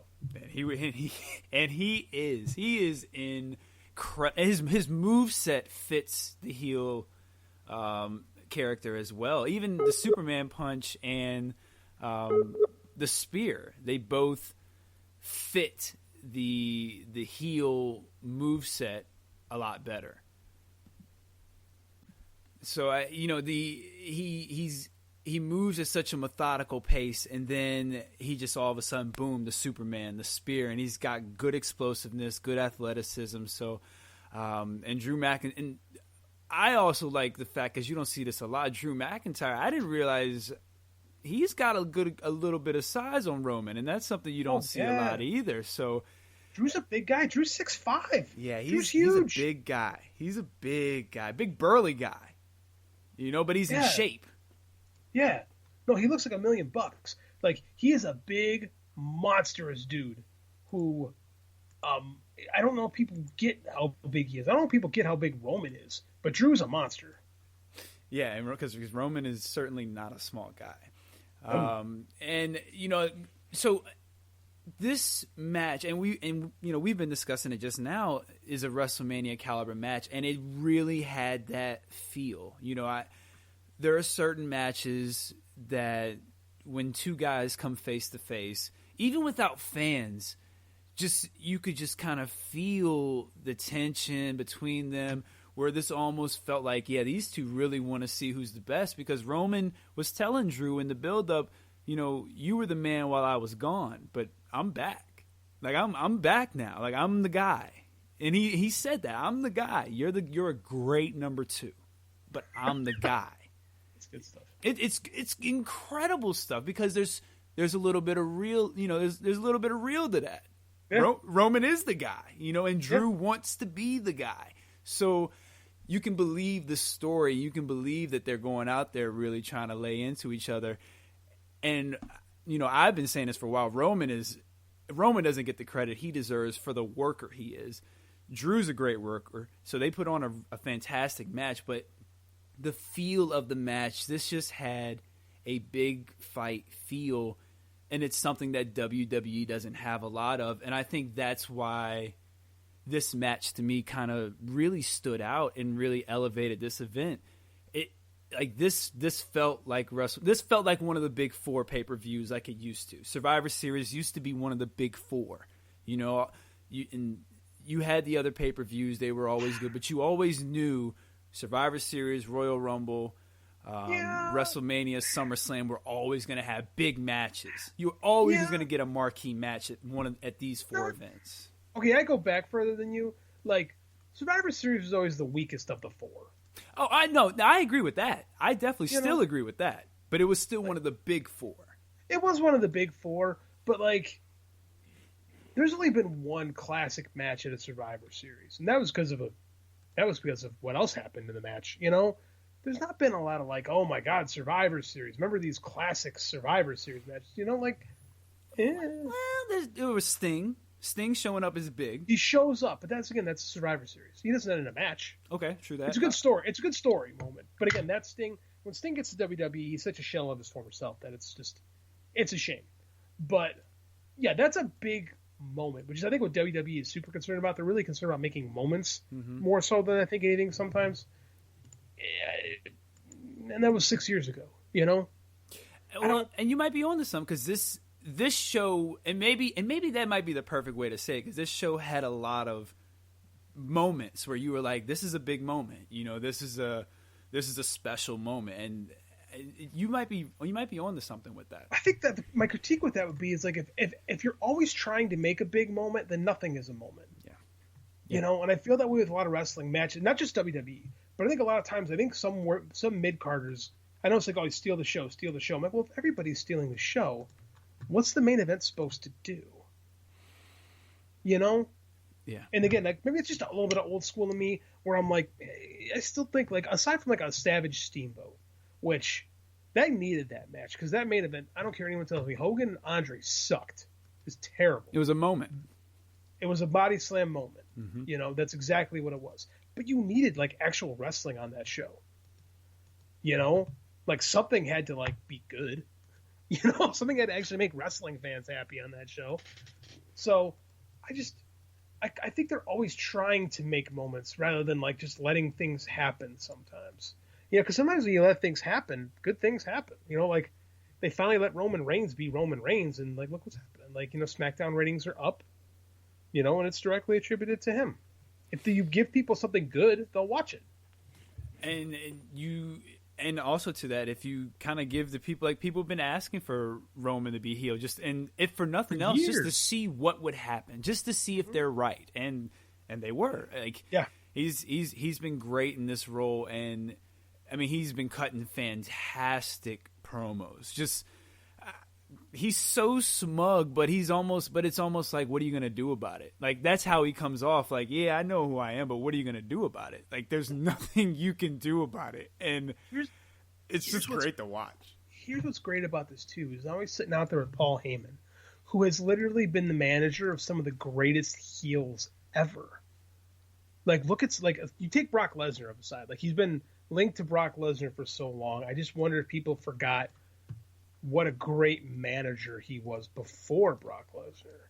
Like, yeah, Punk stuff with him was good, but even before that, like, go back into what he was doing with the Dangerous Alliance. This is the guy who was the manager. This is the guy who told everyone Steve Austin was going to be the thing back in 1991, right? He was out there as Rick Rude's manager, right? Like, this is a dude who just gets it, Sabu, you know? Mm-hmm. Like, this is like Paul Heyman, for all his foibles and issues, of which there are plenty. Like, this dude is helping Roman Reigns and he really is too. You can tell, like, he's really helping Roman Reigns establish this character, and having Heyman with him really helps. Because again, too, by having Heyman there, you're building in a match which you've seen a million times, but now it's got something different to it. And, you know, Heyman's the type of dude who will turn on you on a dime, so there's that element, too. Is Paul Heyman trustworthy? Is he going to turn on Roman? Is he going to turn on Brock? Like, you you know they're going to Brock's coming back at some point, and they're going to revisit that match. Yeah, right. And again, we've seen that match a lot. We saw it a lot in 2018 specifically, but now we've got something different. Right? People are going to be cheering for Suplex City, right? But in a good way. Yeah, they often did. But I mean, like, now you've got something different, and that's a good thing. Like, I'm not I feel like, oh, we get the same thing over and over again. I'm like, man, I've watched like 30 Misawa Kawada matches, and they're all awesome. I don't care. As long as, like, you tell me a different story, right? Just tell me something different. Like, it's all about the story. So, I mean, like, if they can find a way to program Roman versus Brock better in the future, fantastic. Give me something different. I agree. But, yeah, this was a fantastic match. They both tore the house down. Drew McIntyre looked great in defeat. We've seen guys. AEW's done a real good job of it. Cody has done a very good job of it. But we've seen guys be able to put people over while beating them, and other guys be able to look good in defeat. Cody does a great job of putting guys over before he beats them. You know, he does a good job at that. And I thought Roman gave Drew everything, you know, and Drew was able to kick out at just about everything. It took a low blow, a super kick, a Superman punch, and a spear to take him out. So no. He kicked out of that. He got choked out and passed out. See, I'm okay with that. Like, I think I'm okay with that too. Like, I think that you need, again, I don't like the fact they had the match. I do think they wasted something great for something meaningless. I do too. But it's WWE, so people forget. They program people to think that nothing matters in their company, so nothing really matters. So they can go back to this whenever. But I think that Drew needs this because as the guy on Raw is up a little bit this week as far as the ratings go. Like, it's not, over the year, it's not been in a good spot. People are kind of putting that on McIntyre, and I don't think that's fair because the booking has not been stellar. So I hate people go, Roman can't, or Drew can't draw. I'm like, well. Drew's been fantastic. Like, he's done about as well as you can do with what he's been given. Like, he was thrown to the wolves in all this, to be honest with you, more than anybody, I think. I don't disagree with you. Like, I think that's fairly accurate. Like, you need to do something. Like, they need to, like, creative is not a strong suit of WWE right now. I think everybody would kind of agree with that. Like, other than what's going on with Roman, like, there's not a lot of, like, good stuff going on. Like, some people like the magic aspect of the murder clown, and I don't have time for that. So I will not dignify any of it. Mm-hmm. But, like, you need, like, real wrestling stuff. Real wrestling stuff is what gets wrestling fans excited. It just does. And Roman's doing a good job. They got to find that with Drew a little bit. They got to who are they programming him with now in the aftermath? I'm all on board with this Braun Strowman. And I think Braun's a good foil for Drew because he's bigger than Drew and he can toss Drew around. And Drew needs that because he's always been the bigger guy. He needs somebody bigger than him. Yeah, it's very Hogan. It's very much the Hogan formula. Bringing the monsters to slay the big, slay dragons. Because after that, because honestly, I don't know who goes after Drew. I know you got Miz back there, and you can very easily have Miz beat Drew with the contract. Somebody can beat him down. I'm a little bit higher on Miz than most, and I think he could be a good transitional champion just to kind of get Drew through a couple months and whatnot. Because I honestly don't know who the big money feud is with Drew besides Roman. That's a problem, man. Like, what are you doing? You have all this TV time to program the next round of challengers, and it's like, what do you got? All this talent under contract, and it's like, you're telling me I don't know who we got. That bothers me, man. That really does. It's disappointing. It is. It's especially when you got, and you actually, we talked about it on the show a while ago. I was very excited about Keith Lee, and what have they done? They haven't done him wrong, but they just haven't done Keith right Lee. By him. Mid-card Keith Lee. That's where he is. He's in that upper mid-card, and they're just not letting him through. That's what they do with everybody. They keep everybody in the mid-card because they think they can heat anybody up when they want to. And it's been a law. That's what they did with McIntyre for 2 years. And everybody's not McIntyre though. No, but they had also what they wound up working with McIntyre was the complete opposite of what they've been doing with McIntyre, right? Like, he was doing the shit, wasting his time with Dolph Ziggler, being like, oh, I'm here to put the locker room on notice. And, like, nobody gave a shit, right? And now, like, it's different. What's working, like, steering to people's strengths. Like, I think Keith Lee is too damn talented not to be doing something special. But I think that way about most of the roster. They frustrate me. But I like that they're doing something with Drew and something with Roman. That's interesting. That's good. I'll tip my cap to that. Yeah. So, I mean, that's, hopefully this Braun thing will give him something to do for a couple months. Braun shouldn't beat him, but I think Braun should be beating him down pretty often. And Drew should look very vulnerable in this feud with Braun, I think. Do you want to hear a hot take from JD? Yeah. Braun Strowman is exactly what he should be. People have been knocking Braun, saying Braun's, he's overrated, and I think people kind of had a higher judgment of him because of that great run he had with Roman Reigns, where he was just doing these stunts every week. Yeah, I agree, because I agree 100% with you. There's a law of diminishing returns with that stuff. Yeah, I agree 100% with you. Like, he is where he should be. He's a good fit for what he does, what they're asked to do. He is the Big Show.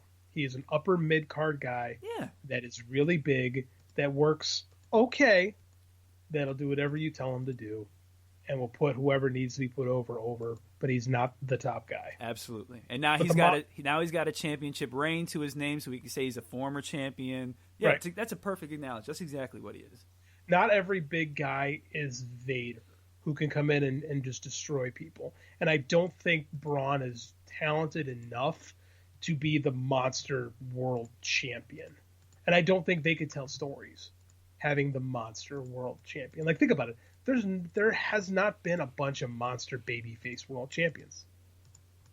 Not babyface. On the top of my head, I can't think of any. And in heel champions, I can only think of two monsters that had dominant reigns as a world champion. And that's like Vader and Yokozuna, going back damn near 30 years. I think Mark Henry had a pretty good reign with this Hall of Pain. The Hall of Pain thing was fun, but at the time he was like, it wasn't very long, and it was like it was the Cena feud of the week. Week is a rough term, but he was just another guy. He was a dragon for Cena to slay. Well, I mean, before that, during a SmackDown run when he beat Orton. Okay.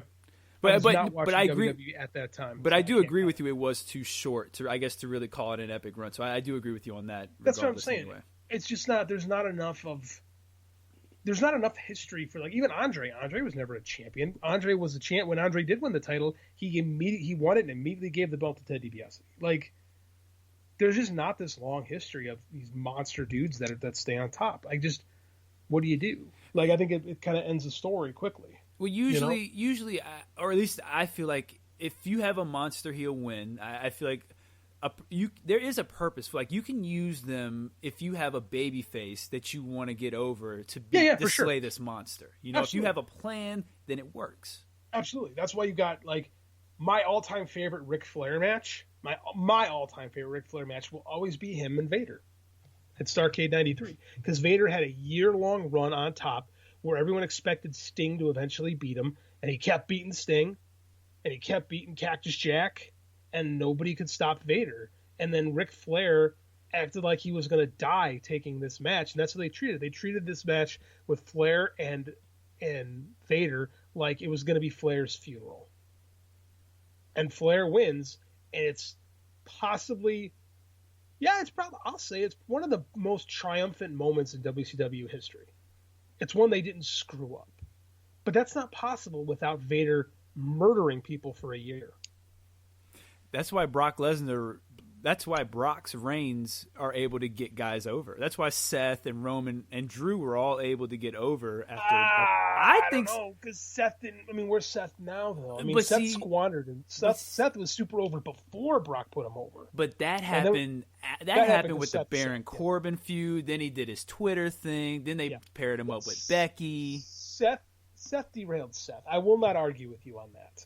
Yeah, and there's a lot of factors with that. Like, but I mean, I do agree they designed that so when Brock loses somebody, they're supposed to be elevated. I don't think it always works, though, because you need to be Ric Flair to pull that off.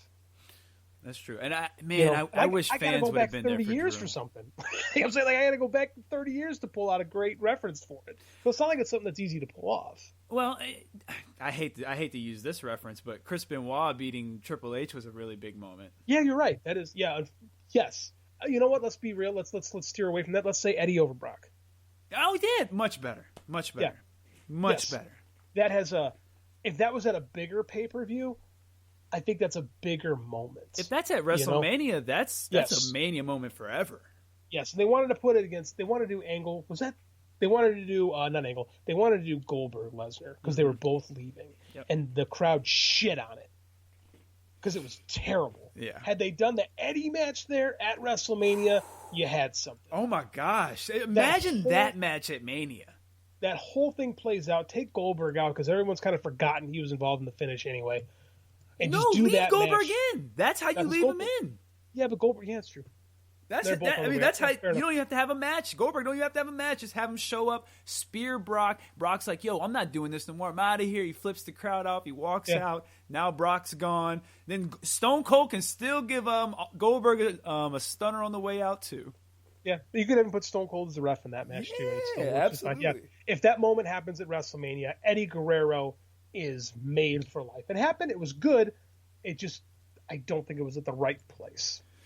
With knowing what we did. Yes. Like I imagine on paper they said Goldberg Lesnar. What can go wrong? Everything. Mean, they were probably like Goldberg Lesnar, Angle, Guerrero. Like, they're like, oh, we got three. We got two matches out of this. Right, and they got the the triple threat, Shawn Michaels, Triple H, and Benoit. Yes. And they thought, like, on paper it looks good, but at the same time, if you hold off on that Lesnar Guerrero match to WrestleMania, you got something. And then you say, but then Benoit doesn't have his moment, and part of me is like, yes, wouldn't history be better if that's what happened? If WrestleMania 20 ends with the ticker tape parade for Eddie instead of Benoit, gosh. Especially over Brock, like, I mean, right. that's a big monumental win. And again, that's very much taking into consideration what happened throughout history and in hindsight. Mm-hmm. But I'm just going to say that would have been better. No, I definitely agree. So that's the main event, and yeah, sounds good. The ladies' match, Asuka and Sasha is pretty self-explanatory. I don't really need to say a lot. Two of the best workers in the world. I think Asuka is the best female in the world. Awesome. Sasha's probably the biggest female draw outside of Becky Lynch in the world. I think she might have surpassed her. And maybe, we'll see what happens whenever Becky does come back. But that's a fair comparison, especially with The Mandalorian. Hey, here's a question. Why aren't they pushing that? I have no idea. Like, I have no idea. I get, they've got the title on her. I guess they think that's doing something. But why aren't you, you should be showing commercials before every time she comes out. She's not credited as Sasha Banks on the show. They credit her with her real name. Oh, well, that's why. Well, I mean, at the same time, everybody knows. Like, I don't know, man. Like, as soon as I think this company shoots himself in the face to despite, like, they could have something, but they don't for silly reasons. I mean, like, Twitch. Like, they take these weird, like, Vince takes this weird stance against stuff. Like, yeah, he does have some odd choices. Is it because they didn't get, like, I know they said on TV, I wonder about Sasha. There's things sometimes where I still wonder where Sasha's head is at with things. Because they said, oh, how'd you get this part? Did they watch your stuff? He goes, no, I got this part because I was on Hot Ones. And a part of me is like, if that's not needling your employer who's not pushing the biggest thing you've ever done, I don't know what is. Oh, man. There's part of me that's just like, maybe she's figured out that she might be too big for the company. Because they never really get behind her. Sasha's like, man, look, y'all ain't going to do it. I'm going to just get my own attention however I need. That's kind of how I feel about her at the moment. Like, she never had a successful title defense in 5 years. And then they figure out, oh, wow, she's the only person that made a difference on NXT this year. Like, she has a legit fan base that, like... Absolutely. That you don't want to cross, by the way. They're like K-pop fans. Like, does she realize that she might be bigger than WWE right now? Well, I bet you she signed, the way she talks, she signed a pretty hefty contract whenever she re-signed. So I bet you she was like, look, you going to give me what I want or I'm walking. Like, I'm sure that's probably how she carried it. I'm sure she probably did. And kudos to her. Yeah, I bet you that's exactly how she carried it. Because she was like threatening to walk at the best time possible. You know? Mm-hmm. Because it was right when AEW was like Schrodinger's promotion. Nobody knew what it was going to be. They were just giving out some checks. So she could have been like, they'll put this whole thing about me. I don't need it. Hey, Sasha shows up in if Sasha's a cornerstone of shit, AEW. You want to talk about what's going to do, what would do big business? That would do business. Yeah, absolutely. She's a legit star. Like, she's pushing AEW over $1 million if she were to show up. Yeah, I agree with that. Because her fans would come out to watch that. Yeah. They might all turn off when she's not on screen. But I mean, like, her seg will do $1 million. Yes, I think they did it with WWE though. To be quite frank, like she is a freaking star. Well, and she carries herself like a star. They said that the Sasha Banks Bayley match, which I'm pretty sure opened the show or was like in the middle of the show. It wasn't the main event, but it was either in the middle or opened the show, and that got 2.5 million viewers, and that was the highest point of the show. And yeah, everybody tuned in for that match. I think it's one of the highest points of the year. Oh, no. I think you're right, actually. Yeah, I think you're right. I think it was the highest point of the year. Like, they have done right by their horsewomen, if you will, and Asuka, because she kind of gets lumped in there too. Mm-hmm. But, like, yeah. Like, they're, again, I've said before, they're, like, generational talents that just, it clicks for some reason. It just does. And, like, I don't know how long she's signed for. And whatever they gave her might not be enough. Because she kind of played, I don't know, it's almost like she played second fiddle to Bayley for most of that feud. I don't know, man. She's big. She's big. I agree. Now, the issue is and always has been with the horsewomen and Asuka to an extent, even though Asuka, I think, is a little bit better than them because she's so different. In ring, yeah, I agree with that. Yeah. She's better work. But the issue has always been, who do they feud with that's not a horsewoman that gets people interested? Right. It's a problem with all of them. Yes, because they have not done it. Because the rest of the women, they have a ton of talent, but they have the same problem that the rest of the division does, is that nobody else gets to be a star. Unless you're a horsewoman or Asuka. Yeah, because Asuka's undeniable. Yeah. I mean, they can try to do and push Asuka down and all that stuff, but they're impossible. You can't. Yeah, you can't. Impossible. She's a star. She's fantastic. Now she's one of the best women's workers in Japan in her era. She's one of the best women's workers now. Well, yeah, like I just mean when she was in Japan. Oh, too. Right. And now, like, dude, she was working matches with freaking Suzuki. Like, there's matches with Kana versus Minoru freaking Suzuki, and they're good. So I mean, like, she's good. She's real good. And I think it seems, maybe call me crazy on this, but it seems like a lot of like the Japanese talent, and I don't just mean Japanese specifically, but I mean like talent from New Japan, come to WWE and they do the Nakamura, kind of throw it in neutral. Even AJ. AJ's not the AJ he was 3-4 years ago. Not Asuka.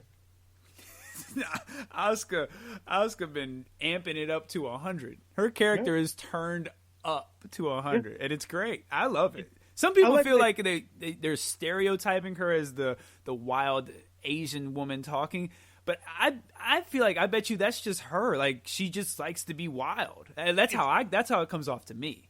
That's what it was like when she was in. That's like, and again, I'm not a big Joshi fan. I don't dislike it. I just don't watch a lot of it. The stuff I've seen from her in Japan seemed the same way. And I do think they play into that a little bit. Like, that is because Vince has such a long tradition with like the Killer Khans of the world and stuff like that. That I can't discredit the argument, but I do think it lays into what's natural for her. It didn't work at all with Kairi Sane. No. Now, see, here's the thing. Part of me thinks the reason why Kairi, she's a little bit smaller than everybody. Asuka's is a little bit thicker, so you can believe when Asuka hits you, it's like, all right, she can knock you out. Kairi, it's not that she's not believable, but she is a very small girl. So when she's spearing somebody like Nia Jax, it's like, all right, I don't know about that. Isn't that the same critique of Riho though? Because Riho's even smaller. It's Riho's absolutely the same critique of Riho. Absolutely, Riho's real good, but she's just real small. She's small, man. She shouldn't be doing nothing to Nyla Rose. Yeah, I mean, you could do some. Sucks, so I don't I get what you're saying, but she shouldn't be like lifting her or doing any type of slams or suplex. It should be all just speed, movement. I agree with that. I do agree with that. I think that the American audience has a tougher time with smaller women. I think that's because we don't have like, generations of like AJW wrestling and generations of like badass Joshi that we're educated to. Mm-hmm. So I think that a lot of Americans will see smaller Japanese, specifically women, and kind of go, but Sasha's a small woman too. I was just about to say that Sasha's a very thin woman. You know who's surprisingly a bigger woman, not big, but just kind of a taller stature, is Bayley. Yeah, Bayley's pretty tall. Bayley's a pretty decent sized woman. Yeah, she's like 5'10" or something. Yeah, I didn't realize that. Yeah, Bayley's got some, and I want to say it's like be sexist, but she's got some like good size to her. You know, size that's good for wrestling. Her and Charlotte definitely have kind of the stature of the two. Charlotte's volleyball. She got a volleyball player body, big girl. Yeah, like big as in Hey, I'm gonna tell you what, man. People knock Charlotte, but the division could use Charlotte right now. She's a good worker. I wish she had her dad's personality. Yeah, that wouldn't hurt. I think she's a better athlete than her father was, but I don't think she has his. They made her be Ric Flair's daughter too much, and I don't think she's necessarily good at being Ric Flair. Yeah, she should just kind of be her uber athletic self and just kind of embrace all that. Yeah, I agree. There's just something about her being like doing the woo thing and cutting the promo where she takes the pregnant pauses. She does do that. Like it just never like that stuff. That stuff's where Charlotte loses me. Like Becky feels more natural when she's doing that. There's a natural likability with Becky. Becky's got that mox to her. She does. They're very similar in demeanor, actually. Yeah, they are. Makes me wonder about Seth a little bit. And Sasha has this like, the boss character. Like she embodies a character better than most professional wrestlers out there. You know what? Part of me, I don't even know how much of a character it is. I think this is really Sasha. Like this could be her. Well, they always say that the best wrestling characters is yourself turned up to 11, and I think we see that a lot with like John Moxley. Mm-hmm. Like his best work is right now when he's just being himself, just cranked up. Steve Austin, when he got to be a dude from Texas, who drank beer and had a chew in his mouth. That's when he got his most over. He's just being him. Like when people play characters, I think it holds them back a little bit, because it feels like you're pretending than just being and existing. I think that's what kind of helps with Becky and Sasha. It feels like they're them. Yeah, I definitely agree with that. And somebody else who does that is Rhea Ripley. She does a real good job of kind of seems like that's really her natural character. She's another woman. It's funny. I heard it. This is derails, but I heard an interview with her recently where she actually suffers from some really nasty imposter syndrome. Like she's got a lot of confidence issues. Like the person in the ring is not her. And I think that might be part of her issue of where she's kind of seen some struggles as of late. I hate to play dime store psychologist on a podcast, but I just found it interesting listening to some of the things that she was saying. Well, I've seen an interview that she did before her match with Charlotte at WrestleMania. And, before this look that she has now where she's got this short hair, buzzed on the side, and she's just like kind of got this rocker look. She had long blonde hair, and they used to call her a mini Charlotte. And she said that would just, at first, it would kind of intimidate her, like, mini Charlotte, I'm supposed to live up and be Charlotte Flair? Because at this point in time, Charlotte is, she's the woman. There's no other woman that's, close to her. And so, she, went through that. So I can believe that she probably has some confidence issues because she's talked about that, being called mini Charlotte kind of really set her back and made her think like, so I don't have an identity. I'm a nobody. I'm just a mini Charlotte. So yeah, I could definitely see that. Instead of rallying, I'd be like, I'm gonna be better than her. Like right. There's something to that. And like I saw last week, the earrings in the ears. Like man, someone's gonna get hurt. And I saw she wound up getting a bunch of them cut out of her ears. So yeah, her and Io put on a really good match. But it's a very, very physical match. two phenomenal talents right there. Like, doesn't surprise me in the slightest. I think Io's probably the second best wrestler, and you would get no argument if someone said that Io was the best and Asuka was too. You won't get no argument. 1 and 1A. Like, Yeah. Asuka's better at that mat-based character stuff, whereas Io, the genius of the sky. You know, she's just a great high flyer. I love her springboards. I love the way she bounces off the bottom rope to the top rope to the move. It is beautiful to watch. The only person I could compare the way she moves to would be like Ibushi. You know, just how they spring the fluidity and how they springboard the stuff. Like, I'm not saying she works like Kota Ibushi. I'm just saying, like, that's the only person that I could, like, compare it to. Yeah, she definitely moves different. She does her springboards different, and she's able to. What makes her believable, even though she's a smaller girl too, she's always getting momentum when she does a strike or she does a move. She's always on the move and moving towards you with momentum. So that's why I feel like her offense is a little bit more believable than a Riho or than a Kairi Sane. I could see that. Again, she has a bigger than them. I wouldn't say a big body type for a woman, but like a bigger than those two specifically. Yeah, definitely. You know, I like the way she does her moonsault, like you were saying, because like some people moonsault, I think Charlotte does it too. They look like they're falling, you know, and some people do a moonsault and they're like Kurt Angle. The way they move through the air. Kurt Angle is a beautiful moonsault. Oh, your boy Chad Gable's got one. Chad Gable got a great moonsault. Yeah, 100%. Like Jack Evans, the way he moves here, Pac, when he moves to the air, is like got a great moonsault. Beautiful. Not everybody does that. Matt Sydal, great moonsault. Cody Rhodes, horrendous moonsault. When he's jumping off a cage, it looks great because he has some room to move. But I mean, it's like, not his best thing. You know, some guys, they look like, and a lot of times people do moonsaults and they just look like they're collapsing. You know, and like she doesn't. She's got like art to it. Ibushi, probably this golden triangle thing of beauty. That is a thing of beauty. That the first time I saw that was the Cruiserweight Classic, and I was like, "Oh my god, what was that?" Yeah. Kota, incredible. They better do right by him next month. That's all I'm going to say. Hey, listen, as much as I'm agreeing with you and questioning the booking of New Japan and the heavyweight title and Kota somehow still getting a title shot, in Gato we trust. Until proven wrong. Until proven wrong. Because this year's made me really go quite a bit. Yeah. I don't like the justification. I'm glad he's still getting the match because he won the G1. I'd like to feel like my time wasn't wasted. Yeah, like I felt like when Zeus lost immediately to Sawama, I felt like, oh, okay, the time I spent watching the Champion Carnival meant nothing. So, cool. So, as long as he wins, like I get it, you got to put two guys in the dome. I think we've set a bad precedent now, is now we have to figure out justification for 2 dome matches now. Instead, I just wish they'd build up another match or make the Intercontinental title mean what it did under Nakamura again. Naito should be defending on both nights. He is defending both nights. No, I mean, like, he should be defending, like, the IC title on one night and the IWGP title on one night. I would be fine with that. If one night he had to fight White for the IC and then Kota for the, I'd have been perfectly fine with that. But we're not getting. Yeah, we're not getting that. And I love Jay White, so it's a weird thing because, like, I would love for Jay White to get this title shot under any other circumstance. It's just this should have been Kota. I agree with you. This should have been all about Kota Ibushi, and maybe it still will be. It probably still is. It still is because that's the story. Is like Kota Ibushi won G1 last year. He lost both matches in the Dome, and then he comes back. They win the tag titles. He's been talking about literally becoming God. You know, he wins. Trips me out every time. I know he's like literally being it, but it's like, yo, you're trying to become God. What?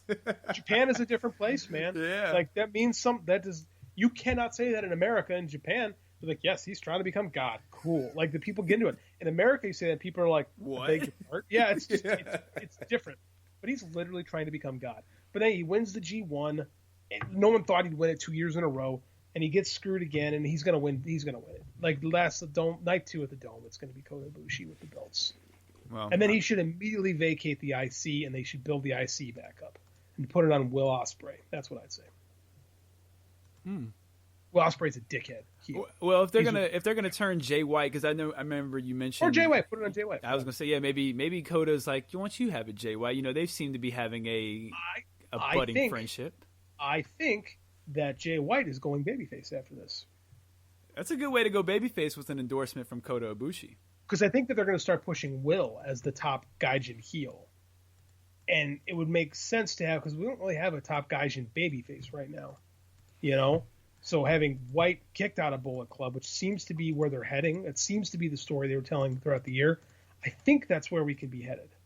Or I mean, well, you know, you have mentioned that there is the possibility of Mox coming back, so there's your Gaijin right there. Yeah, well, but he's not going to be your top guy because he is signed to AEW. That's true. Yeah, but you're not going to put a belt on him. You can use Mox to be like, you know, bring Mox in and do cool things with him. You know, you can have a match for the.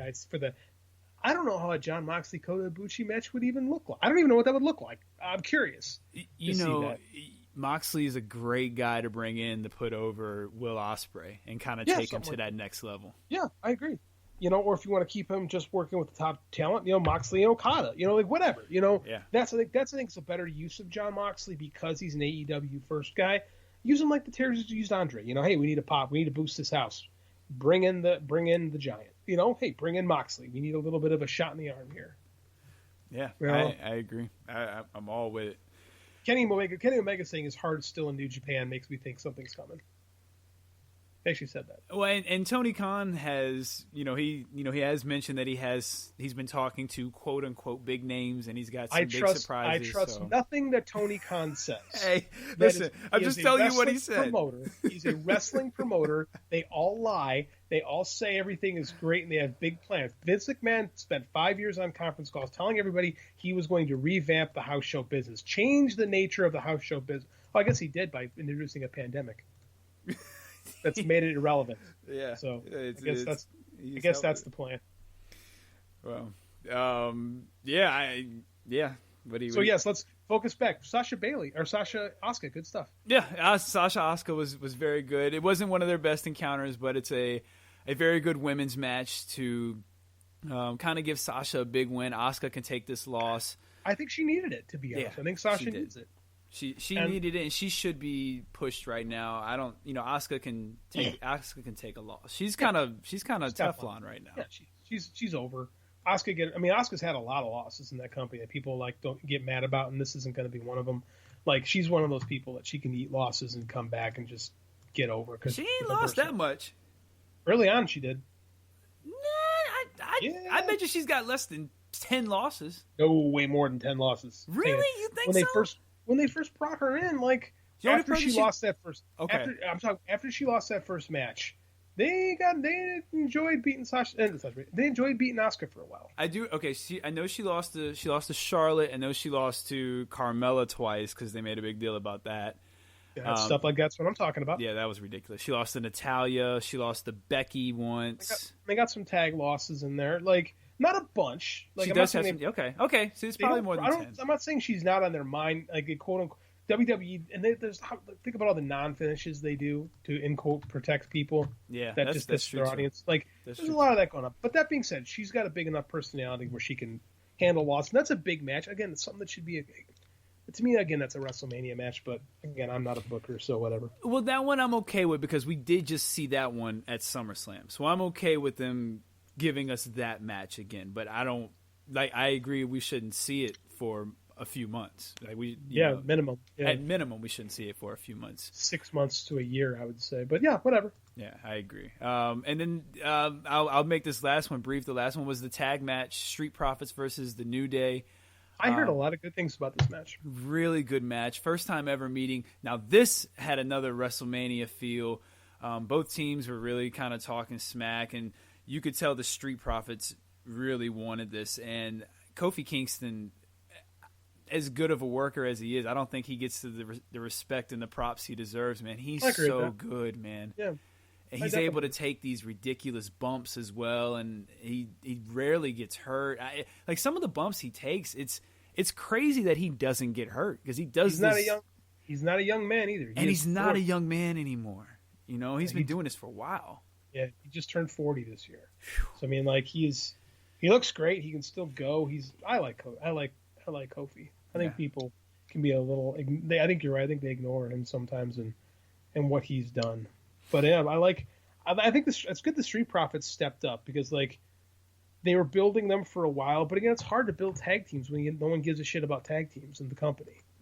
And I think that's what they tried to go out and do, and you could tell they really wanted to put an emphasis on tag team wrestling. There was a lot of tag team maneuvers, which I appreciated. It's nice to see tag teams doing tag moves. You know, I feel like especially in WWE, you see way too many tag teams just tagging in and not doing tag moves. So this was a nice change of pace. They're not really teams; they're just dudes that are tagging. Right. And again, that's what AEW is really trying to set themselves apart. Is they're really trying to focus on, hey, we do tag teams.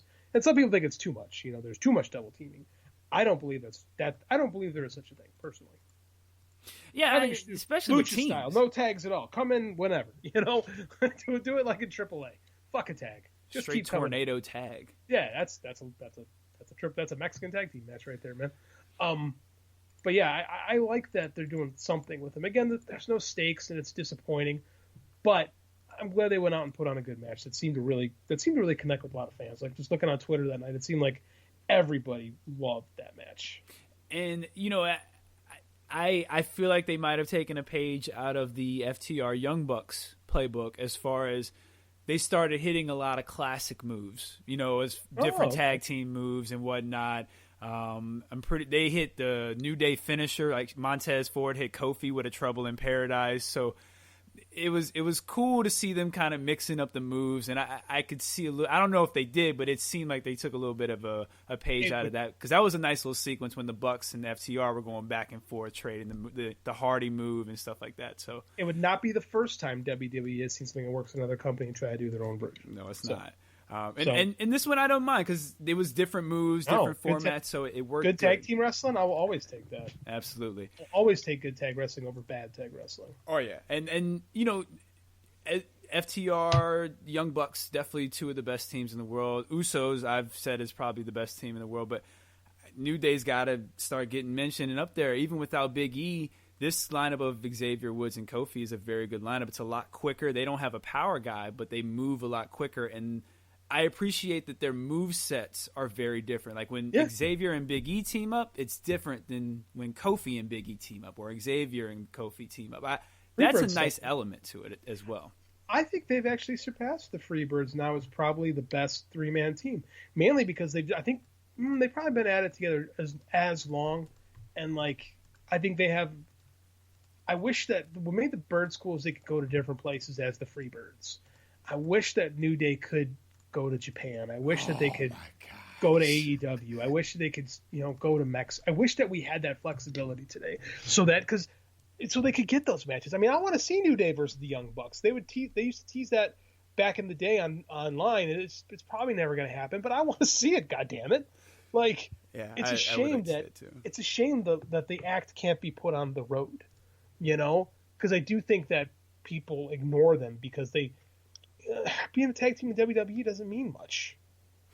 Yeah, unless you're the champs. It's the only time. And even when you're the champs, it doesn't really mean a whole lot. Like that's even what FTR said when they turned the belts down. It's like they don't mean anything to anybody. It's just kind of a prop. As is the point. You have two tag team champs, and you're not really fighting for anything, which is again disappointing. Yeah, no, I agree, and this definitely had a big fight feel. So this was another big match. So those are the three big matches from Survivor Series that really stood out. Those three, even if you don't check out the whole show, just check out those three matches. They were fantastic matches, all different stories being told. Definitely, and a little bit of a passing of the torch moment with the Street Profits and New Day. So that's a good thing too. Yeah, because they've owned that tag division for 6 years now. That's a long time to have an act in WWE, man. Especially a 3-man tag team act like that, and they've never turned or anything like that's very impressive. Been together as long as the Hart Foundation was in WWE, longer than the Rockers. Wow. When you think about these classic WWE tag teams, the New Day has been together and has been a force as long as some of the more famous ones now. And I do just want to say one thing about the Private Party. I've seen a lot of people say, and this goes both ways. I'm sorry, not Private Party, Street Profits, because I'm about to bring up Private Party. But I've seen a lot of people say that Private Party is a knockoff of Street Profits, or Street Profits is a knockoff of Private Party. They are two completely different acts. See, stuff like this pisses me off because we have 2 black tag teams. That's People the gotta only say thing stuff that's like the that. same about them, and they're eccentric. That's the only thing, and they have a little bit of swag to them. The only thing that's the same. That's okay. And it's going to get worse in AEW because AEW signed Top Flight, and Top Flight. I recommend this. You just check out Top Flight. Yeah, I do want to check out their match with the Bucks. Great. Oh my god, it was so good. Like Buck stuff, but it's if you like high flying lucha stuff. 21 and 19. These kids. Oh wow. Yeah, kids, man. That's exactly what they are. Kids, but they're so smooth. They're like, if we're going to talk about them, the comparison, I'm just like, it's going to come. They're high flying black guys, so they're going to come here. No, them in Private Party, that's what's going to happen right away. Like, they're not going to compare them to Angelico and Jack Evans, who are just as good a high flyers as anybody in the world. You know what I'm saying? Yeah. Like, it's going to go right there. And it pisses me off because, like, just as a pure tag team, I do think Top Flight's a little bit less green than Private Party is, but I guess in terms of being brothers and doing this stuff your whole lives as opposed to becoming a tag team, I think that's the transition difference. But stuff like that pisses me off, man. Yeah, no, it makes me mad too because there's nothing alike about them. It's like when people talk about the Japanese women. Oh, they're all the same. It's like, man, you cannot sit there and tell me that Io Shirai and Asuka and Riho are the same. There's nothing similar between them. Nothing similar. They don't even have the same movesets. No! But that's what they'll go. They're like, it's all those Japanese stuff. Or like I'll talk to people, I'll be like, some people go, I want hard-hitting wrestling that just does it in the ring. I'm like, you should watch New Japan. That's what New Japan is. They're like, I need promos and stuff like that. I'm like, well, they do promos in New Japan. And he's like, well, how do you know what they're saying? I'm like, well, sometimes they're in English. Other times you don't need to hear it. But I mean, like, that's New Japan. Like, what you're telling me you want to see? It's like, I don't like the flippy shit. I'm like, I didn't tell you to watch Dragon Gate. I told you to watch New Japan. Just say you want to see some white dudes wrestling. That's exactly what it is. And it's like, I want to watch 80s white dudes. I'm like, then fucking do it. Get the network. All kinds of stuff is on there. Go watch Mid-South. That stuff's great. Like, I'm so frustrated with it. Yeah, no, especially I'm over when it comes too. to Japan. Like, again, because I've spent all this time like digging into Japanese promotions, and I'm really finding the subtle differences between Noah and New Japan and DDT and Dragon Gate and all Japan. Like, every company is different. Just like in the U.S., AEW and WWE, there's a different style. There's a different presentation. I'm getting back into MLW and other stuff. Hey, they're presenting something different. We praised Ring of Honor for really carving out their own niche again in pro wrestling. Like, don't give me that. I hate that shit. Oh, it drives me crazy. Yeah, and the worst part is when you ask them what's the same about them. They're two high flyers, and they wear glasses, and it's like, all right, okay, that's all I need. Montez Ford has not. I'm sorry. Montez Ford flies with some of the best of them. Angelo Dawkins is not a high flyer. Doesn't do any flying. Doesn't leave his feet except for a turnbuckle clothesline. No. If you want to compare street prop, I would compare him to like the Hart Foundation. To be honest with you. Yeah, it's probably a little bit better comparison. I think Montez Ford is much more athletic than Jim Neidhart. Oh, absolutely. Then Bret Hart. Yeah, then Bret Hart. Just athleticism. He's not as good of a wrestler. Well, he hasn't had the time yet. No. And few people are as good as Bret Hart, so that's almost unfair. But I mean, like, as far as like, you got a big guy who's fast and moves around the ring, and then the thick dude who's kind of who's basing and doing all the power stuff. Like, that's the comparison. Yeah. Like, if I'm going to compare Top Flight to someone, I compare him to the Young Bucks. They're the Young Bucks. The Young Bucks called them the Younger Bucks. Yes, because they watch them and they go, this is us. And I get why they wanted to sign them. Whereas I think Private Party's closer to the Hardy Boys. And that's probably why Matt Hardy gravitated towards them. I think that's exactly why. I think Matt Hardy saw them and went, this is me and Jeff. But nobody talks about that. Right. Nobody compares those two. It's, hey, let's get these black guys. Let's compare them to that. It just, it's so frustrating.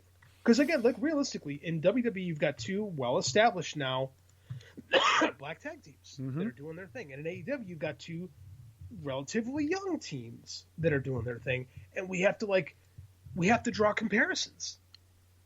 And they're always going to be compared to each other. It's my buddy Phil Evans or Phil Lindsay on Twitter is like, why do black athletes have to be compared to each other all the time? And I read these things and I just shrug my shoulders. I'm like, I can't answer the question. Yeah, it's crazy. Like the first team they compare them. Anytime on Twitter you see Street Profits or Private Party, the first thing you see is, oh, they're a knockoff this, they're not as good as this, they're not as good as that. Yeah. It's crazy. Especially those two teams, and I don't see anything similar to them. I think one of the private party guys wears like a fur shirt or something, and I think they got the gimmick is there, the club party. Yeah, and I think one of the private party, the Street Profits, I think he had one of them on too one time or something like that, they don't. I don't know. They nothing about him is alike. Street Profits got the red cups, Yeah, that's different because there are no red cups in a club, right? No solo cups, right? Those solo cups. Like they have like a backyard party kind of feel because they're the Street Profits. Right. A private you get party, it. Like the name. Just listen to the name. I mean, like, I don't know. You get it. You figured out the difference just by listening to the name. To the name. It's like, it's really hard to dig into that. To listen to the name and to look at them. Like Street Profits wear like sweatsuits, which you would wear on the street if you were at like a street party, private party, where these elaborate outfits you would wear to the club. Come on, man. Like it's just, come on, man. And then Top Flight is they're working like a semi lucha gimmick. They got the slick looking wrestling gear, and New Day does whatever the fuck New Day does. That's its own category itself, and they've earned that. Rainbow unicorns. Right, because there's nothing ever been remotely close to the New Day in pro wrestling, and there probably won't ever be anything like that again. It's so frustrating that wrestling fans have to boil it down. It's like, why does it have to be 1986? Oh, don't worry. The next black tag team or trio that comes out and dances, they will be compared to the New Day. The Acclaimed. I mentioned them to you last time. Oh yeah, you did talk about them. Yeah, the Acclaimed. They're young. They're in AEW. They're just doing dark stuff. You got the one guy out there, rapping, cutting people down, hilarious, and you got the other guy who's out there doing all the fancy moves. And it's like, hey, this team really works. They're both big guys. One's like 6'3", the other's 6'1". They're muscle guys. You compared them more so to Enzo and Cass, and I bet you more people are going to compare them to the New Day. I did not compare them to Enzo and Cass. Didn't you say that? You said one could talk? One could talk. I did not use Enzo and Cass, but that is not... If Enzo and Cass could work, I would have said that. So I wonder where I got that comparison from. No, I will never compare anyone to Enzo and Cass. Could not stand that. I don't know where I got that from. I could have swore that was you. No, but I get the comparison, to be honest with you. I hear that, and I'm like, okay, I can see it. But neither one of them is that big. Oh, well, I'm sorry I put that on you, because I thought that was you. The guy who can talk is actually the bigger of the two. Oh yeah, that definitely wasn't Big Cass and Enzo. Yeah, no, but I get where it's coming from, and quite frankly, Max Caster rapped a lot better than Enzo already at like 21, But yeah, there's something. But again, like AEW's got 3 young black tag teams that are gonna come up and do good things, and it's gonna make me. And they're all so different that it's going to drive me crazy when I have to listen to this. It's good because AEW needs a little diversity in their roster anyway. I'll say this is they've been a lot better with their signings as of late. Yeah, I agree. And Will Hobbs is getting more screen time, so little stuff that is definitely just turned heel. Yeah. Just turned heel on Cody Rhodes. He's getting a push. They put him with Taz, and he's feuding with Cody and Darby Allin. He's with Brian and the outfit, like the team. I want to give a little moment to Team Taz, They've become one of my favorite acts on Dark because Ricky Starks is fucking incredible. And Brian Cage just has to stand there, and he looks amazing. In fact, I'd encourage Brian Cage to just stand there and look amazing. And now you put Will Hobbs, he's just a big... And now he's with Taz. He's making these big, scary-looking faces where I'm like, oh, my God, this man's horrifying. He's intimidating as fuck. He's spooky-looking.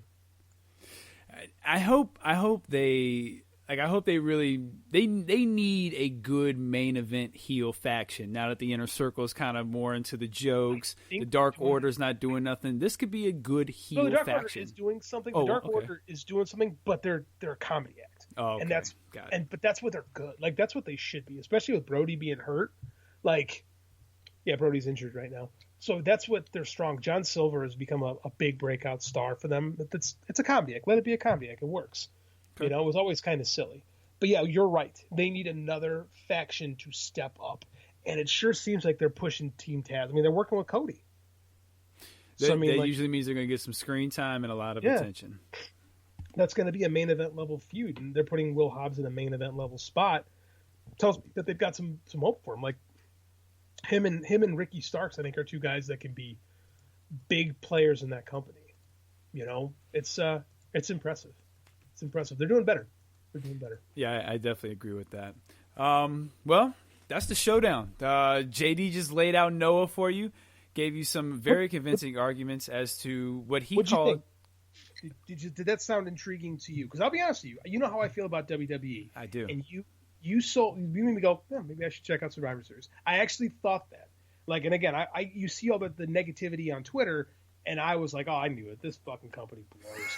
Like, 'cause that's where I'm at Sunday. I'm watching this. I was off the high of my Shizaki Nakajima high, and I'm on Twitter looking. I'm like, WWE, of course. But you as always, we go, okay, maybe it's not so bad. Well, you know I'm Mr. Optimistic, so. You are. You're the most optimistic pro wrestling fan I've ever met in my entire life. Now, the main event does interest me because that's why I loved the Survivor Series main event. I love big fight feels because you just can't replicate that. And there's, when you get that feeling, it's almost like, okay, it doesn't even matter if I know the story. The way you described it, once they go face to face and they have that stare off, it's just nothing but tension, and you're gonna feel that. So, yeah, I'm all about it. And to be honest with you, it's good to change up and watch things that aren't WWE because I agree. Because there's a different style, and all wrestling companies have their style, and I think you got to see it just so you can. Because people, this guy's the greatest in the world. It's like, well, have you seen the world? Exactly. And I see it a lot on Twitter. It's like, well, if they're not in WWE, it doesn't count because it's not big, and it's like. All right, man, I get it. You love the company. I get it. But there's a lot of good stuff going on in pro wrestling. Like, you can just avoid it. You don't like AEW for whatever reason. I get it. Check out New Japan. I'm going to watch next time we talk, I'm going to preview the Dragon Gate show. Okay. I'm excited for Ada and Shun Skywalker. Like, Dragon Gate's a very different promotion than New Japan. It's very much more lucha inspired. There's a lot more craziness. I'm going to talk about that. Like, there's plenty of wrestling out there. Go experience it. Yeah, and I think that's what's important and why, I think, in what you said earlier, why, a show like this, you're giving them the Noah perspective and then you get the WWE perspective. You're just not going to find a lot of shows that are going to try to sell you on both shows. On both shows. I see there's a lot of shows that will bury one to prop the other one, but there's not a lot of people that will say, hey, man, there's a little bit of a potpourri involved, and pro wrestling can hit a lot of different people. That's why I like that. I think pro wrestling can be a lot. Like, it can be a lot of different things. Like, I like going to the movies. I like reading books. I don't need to read the same thing every time. Right. Exactly. I do like a little variety, and I think wrestling can give you that. And well, you laid it out perfectly. Every company has their own style, has their own brand, and has their own roster, and that's what makes each one stand out. And that's partly why I want to check out the Noah especially after what you told me, because it's got a different fight feel than what I just witnessed. This one is very personal. It's on a whole nother level than what I just watched, and it definitely adds to it. So every strike, you're like, oh yeah, he's laying that one in. He's laying that one in. So yeah, I'm definitely interested in watching. These dudes, Go Shiozaki's chest is purple. Yeah, see, I love. They're laying in it. It reminds me of the Walter Dragunov match. Yes. Ooh, that was good. I did make time to watch it. That was really good. I'm glad you watched that. That's the best WWE match I've seen in probably 2-3 years.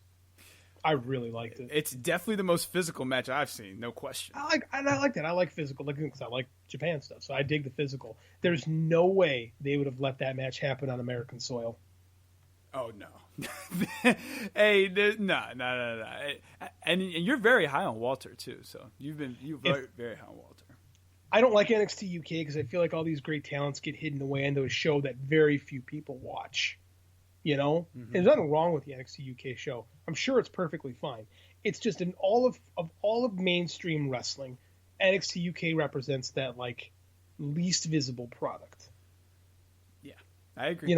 It's hidden away on a paywall. That's everyone's fourth. It's like of their brands, it's their fourth brand. Fifth, maybe. It might even be fifth. I might even put 205 Live above it. That's what I'm saying. I might go 205 Live above it, and it's a shame because I think Walter is probably the best pure heel. And when we did our mock draft, Walter was one of my top picks, and I said he'd be my Vader. And you know how I feel about Vader. I think Walter's that good. Oh, I do too. I think Walter is fantastic. He's phenomenal. And he's incredible. I don't know, like, just on how they treated him last year at Survivor Series, I'm like, I don't know. He probably doesn't want to come up. He's like, yo, I'm good. I can wrestle my matches here. I'm home. Right. I'm good. You're right. He only has to fly into the UK, once a month to do tapings. Yeah. And he gets to stay in, I think he's Austrian. You might be 100% right. That might be the best thing for him. I just want to see Walter in New Japan because I'm selfish. Oh, my gosh. He'd be great. He would be great over there. And he'd be a great heel to topple. Yep. Walter in the G1. Like, give me Walter and Okada. Can you imagine Okada selling Walter's chops? You know what? I'd like to see Walter Mox. That'd be great, too. Mox would be a great babyface to be trying to topple Walter. I think Mox is probably the best pure babyface in the U.S. right now. I got a big thing I'm going to write when I think Mox is going to lose the title. And when Mox loses the title to Kenny, I'm going to write an epitaph to Jon Moxley's run. I think there's a pure babyface right now. I don't think there's anyone better than Jon Moxley. I truly believe that. I think the only person who can come close is probably Cody. Yeah, and I think I actually think Cody's got some more dickhead moments in a lot of stuff than Moxley, especially lately. Lately, yeah. Whereas Moxley's really like a year ago, I wouldn't have said that because a year ago he was like throwing Kenny Omega onto. I didn't want to say barbed wire. Like they literally destroyed the ring. But now when Moxley's done in this last year, it's it's this really heartfelt, earnest babyface stuff that I didn't know he had in him till now. Yeah, I'll save that for my piece coming up. There's a little teaser for you right there. Because he's gonna lose. He's gonna lose. All right, there's a bold prediction. There's a bold prediction right there too. Okay, it is. I don't know if it's time, but they've decided it's time. And if there's a time to go with Kenny, this is the time to go with Kenny. Okay, so next week you're calling it. Calling it right now. Omega over Moxley. Does Moxley kick out of the One Wing Angel before Omega pins him? No. Okay. Is that being saved for Adam Page? Kicking out of the one? Maybe. I don't know if Page is ready for the world title. Because I feel like whoever beats Omega probably needs to kick out. Yeah. I agree. Who that person is, I don't know. And it needs to be somebody who's not made. I agree. It's got to be. They've got to bring up somebody, and I don't know who that is quite yet. They've got a lot of guys beneath that are ready to go. I don't think it would be Darby Allin. I don't see that as him. I don't know. What about so I guess you said not Adam Page. The only other guy who's got that who you can kind of build around. I don't know if he's ready. It's probably Jungle Boy. In time, Jungle Boy. I don't think Jungle Boy's quite ready yet, but in time. Okay. Maybe. I don't want anyone kicking out of the One Wing Angel for another couple years, to be honest with you. I'm cool with that. It's nice to have a finishing move that is protect finishes. Yes. And I think they do a good job. They protected Moxley's DDT. That's a protected move. The One Wing Angle is a protected move. I want to say the Crossroads has been really protected well. Is it though? Darby just kicked out of one from the top rope. Did he? Yeah. I take it back then. You're right. I mean, it is. I guess it is, but to be fair, I don't think anyone was kicked out before that. Oh, okay. Now that's a good point. If that's true, that's a good point. Then it is protected. So. I don't think in AEW, I don't think anybody's kicked out of the Crossroads until then, which is what you do when you're making a guy. You hit an Avalanche Crossroads, you have him kick out at 2.5. I mean, he probably could have took the loss and still got. Well, I'm glad he didn't, but he could have took the loss and still been made. With that'd have been a spectacular finish. I don't think Cody's ever done that before. Not that I can think of off the top of my head, anyway. No, I can't. It was very, and they got a different camera angle that they shoot from the top when they did it too. It's a cool camera angle they got. Yeah, they got the production's really come a long way in a year. They're doing right by pro wrestling. Pro wrestling is stronger and better when we have lots of options. And boy, oh boy, do we have lots of options. Well, good.